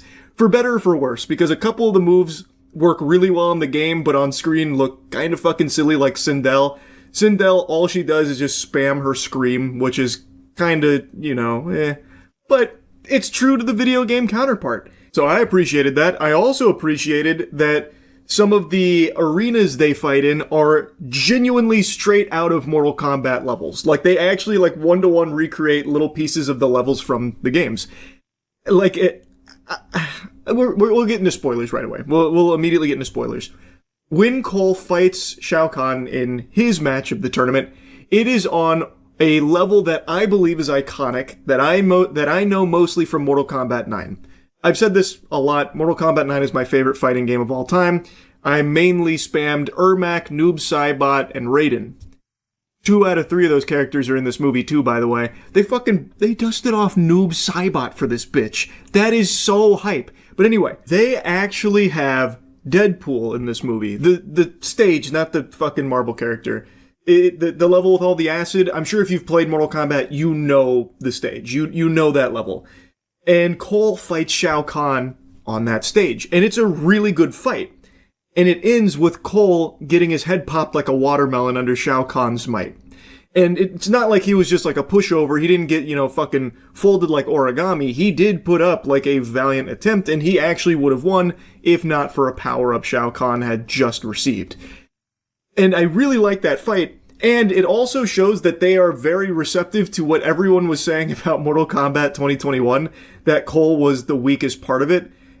And instead of like trying to improve that character, they just said, alright, fuck it, we'll kill him.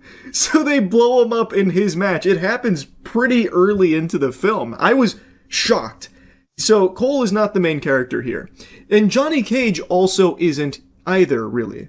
Katana is the main character. Johnny Cage is a very important character who gets a ton of screen time, but I would say he's not exactly the main character. And also, speaking of Johnny Cage, I was pretty vocal about Karl Urban not being the right choice for Johnny Cage. I'm a huge Karl Urban enthusiast. I love his work, but he's just too old for Johnny Cage.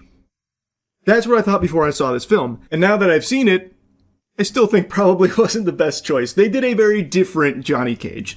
So he is not like the, smooth-talking, badass, shit doesn't stink, confident dude from the games. He's a very different character. He's in his twilight years, he's washed up, he's aged out of his stardoms, his movies are treated like a joke, no one's even going up to his booth at Comic-Con asking for autographs, so he's older, and they lean into it. And I think it actually works in the context of this film, like it's not like bad, but being familiar with the Johnny Cage character, it's super different, and I don't necessarily think it's better this way with the way it's done here. I feel like it probably would have been even more fun if they had, like, a Johnny Cage like in the game. Because every other character in this movie is pretty true to their video game counterpart. So while I do think Karl Urban did a good job with this character, I still think it probably would have just been better to stay more true to Johnny Cage from the games, because I think that would have fit the tone of this movie even better, because it is just constant action. And a large part of it is Johnny Cage trying to, like, figure out why he was chosen when he's really just kind of an actor, not really like a hero. Like, I get that, but that's not even like the actual emotional heartbeat of the film. That falls onto Katana, who I think has more screen time than him anyway. He's still shit-talking, he's still nut punches, which are two things that I think are integral to Johnny Cage's character. Both are intact here and delivered very well. But as far as shit-talking goes, by far the best is Kano. Kano carried the last film. He was the best part of Mortal Kombat 2021. And in Mortal Kombat 2, he returns. They literally bring him back from the dead because, again, it feels like they were listening to the feedback.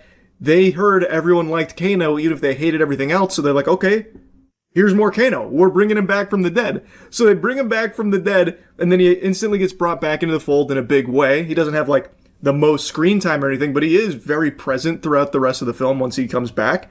And he is fantastic again. So now you have Johnny Cage talking shit, you have Kano talking shit, and they bounce off of each other often, and I think it works. And speaking of what works, I cannot compliment the fighting enough. It is so fun to watch, even at times a bit goofy, but one fight in particular really stood out. It is the Liu Kang vs. Kung Lao fight. That was fucking cinema. It was so good. It felt so in line with the games. It felt like I was watching like an actual goddamn esports match here with someone playing Liu Kang and Kung Lao. It was great. And it was so cool because the hat's going all around the arena, so they have to keep constantly dodging the hat while also, Liu Kang doesn't really want to kill him, but he knows that he doesn't really have a choice. It is so good. And the fatalities in here are nice and over the top as you would expect them to be. Just genuinely, they did everything right when it came to its action. But, of course, and I'm sure no one's going to be surprised to learn this, the story and, like, the actual writing, like, around the narrative isn't that strong. But you're probably not going to this movie expecting it to be, or even really wanting it to be. And counterpoint, this movie knows it. Like, I feel like they know that the writing is by far, like, their weakest part. The narrative, because, like I said, I think Johnny Cage and Kano writing was strong. But, like, the narrative, as well as some of the other characters, don't have very strong writing. So, they instead don't even bother putting that, like, front and center. Instead, it is just always fights, like I said. You go fight, fight, fight, fight, fight. Then they do try and sprinkle some character building moments in there to flesh it out a little bit, and it's fine. It's not great, but, like, it's fine. It's enough. And then it's right back to fight and fucking and all of that. It's so, like, they don't put a whole lot of eggs in the basket of their narrative, which, if you like Mortal Kombat, you go in as a fan, you're probably going to be pleased that they give you just enough. Tournament starting, it's game time. And also, there's this medallion that has given Shao Kahn immortality, so we gotta destroy that too. But we've also gotta beat ass, eat ass here in the tournament in Life or Death, and it's constant clashing. Which is great, but the narrative is a mess. Like, the narrative isn't good. And it seems like they were aware of that, so they really kind of pumped the brakes on making the narrative, like, a big part of the film. Like, heavens to Betsy, Cole, the main character of the last film, dies pretty early on, brutally murdered. The whole gang knows it, and he is never mentioned again past the initial, like, where's Cole? And they go, aw. Then you never hear his name again. Not once. I mean that. Not a single time does Cole's name come up again. And this was the fucking protagonist of the last movie, by the way. Jax as well. Jax dies right in front of Sonya Blade, and she's like, no! And then you never hear his name again. They don't even acknowledge his sacrifice or anything. His name never even pops up.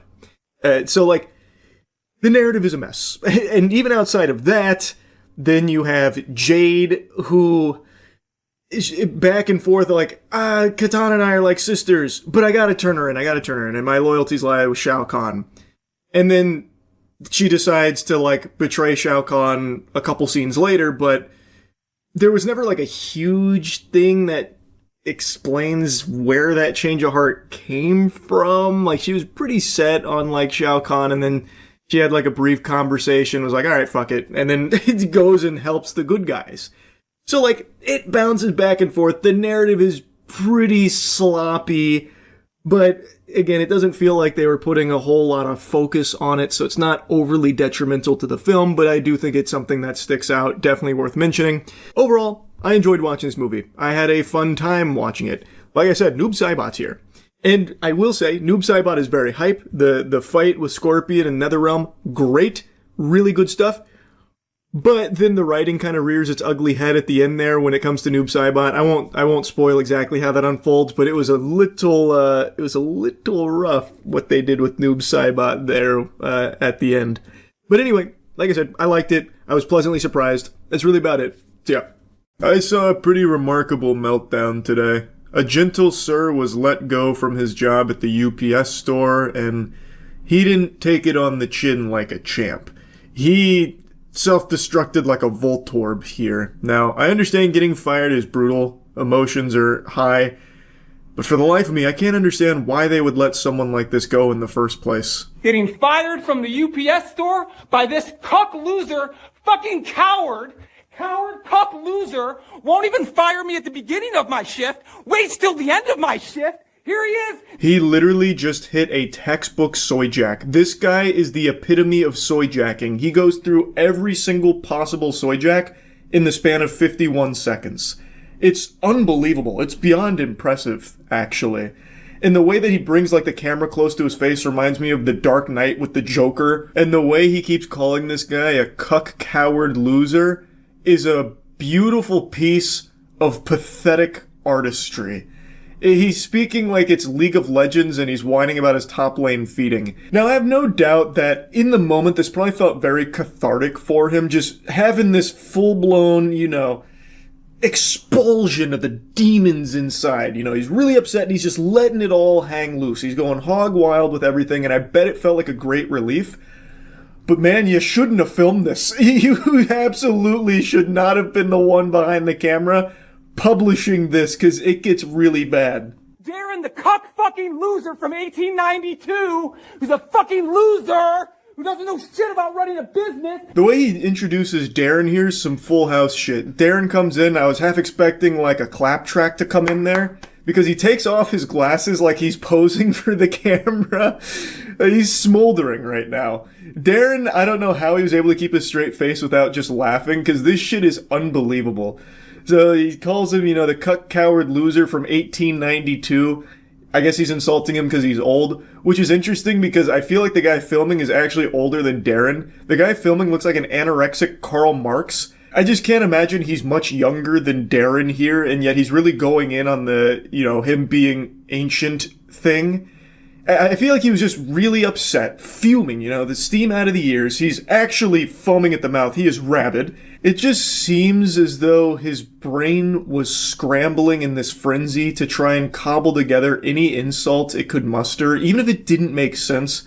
Here's Darren, Dickie Darren, aka Cuck McShartpants from 1892, back before aviation, the Wright brothers, more like the wrong brothers, because, brother, you're wrong for firing me, Darren, cuck loser. And he's gonna let an alcoholic fat fuck named Joe fire somebody with 10 years of experience because he complained that Joe won't train my fucking coworkers, and Joe puts nigger on the fucking radio, and Joe drinks next door and won't tell shit to my coworkers. That was the most unexpected hard R I'd seen in quite some time. The Game of Thrones Season 8 writers couldn't have subverted expectations that effectively. Obviously, I had to censor it to the best of my ability, but wow.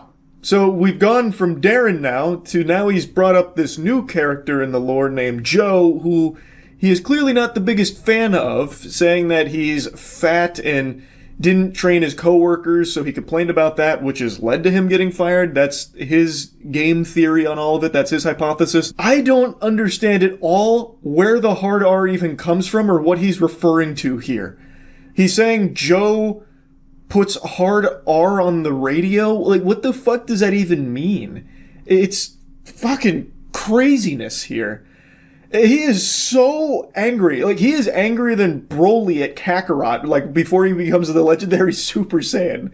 Because he's a cuck fucking loser coward, just like Darren, the cuck fucking loser coward. Coward loser fucking cunt. That ending is absolute cinema. The way he goes from like this heightened emotional state to the point he's about to pass out. He actually, I'm not kidding, has foam around his mouth. He is spitting so much. And then he goes from that to like this like almost post-nut clarity moment. Like he starts to simmer down. He takes a deep breath. And then he walks away calmly. And he just leaves and then turns the camera off. And then he posted it online. I can't believe he posted this shit online. If any future employers see this, it's going to be pretty rough for him, I would imagine. because you just had a very public freak out, as well as just dropping the hard R in the middle of it. And the thing is, like, these videos pop up occasionally where someone gets fired and they, you know, have this very cathartic blow up about it and, like, you know, confronting their boss about it before they leave. And in a lot of cases, you're on that person's side because getting fired sucks. And a lot of times it is unjust. And maybe in this case, maybe there wasn't a good reason for him to be fired. I don't really know. And he starts by saying that he waited till the end of the day to fire him, which I'm a little split on because on one hand, you at least get another full day's pay, but on the other hand, you just wasted a fucking full day. But regardless, it was very easy to get people on his side here for this, you know, yelling at the boss about this. And again, maybe there wasn't a good reason for him to be fired, but this confirmed that they made the right call firing him if he is just like this ball of rage ready to bust. I had to talk about this. It was quite the meltdown. And the soy jacking, wow, beautiful. That's about it. See ya.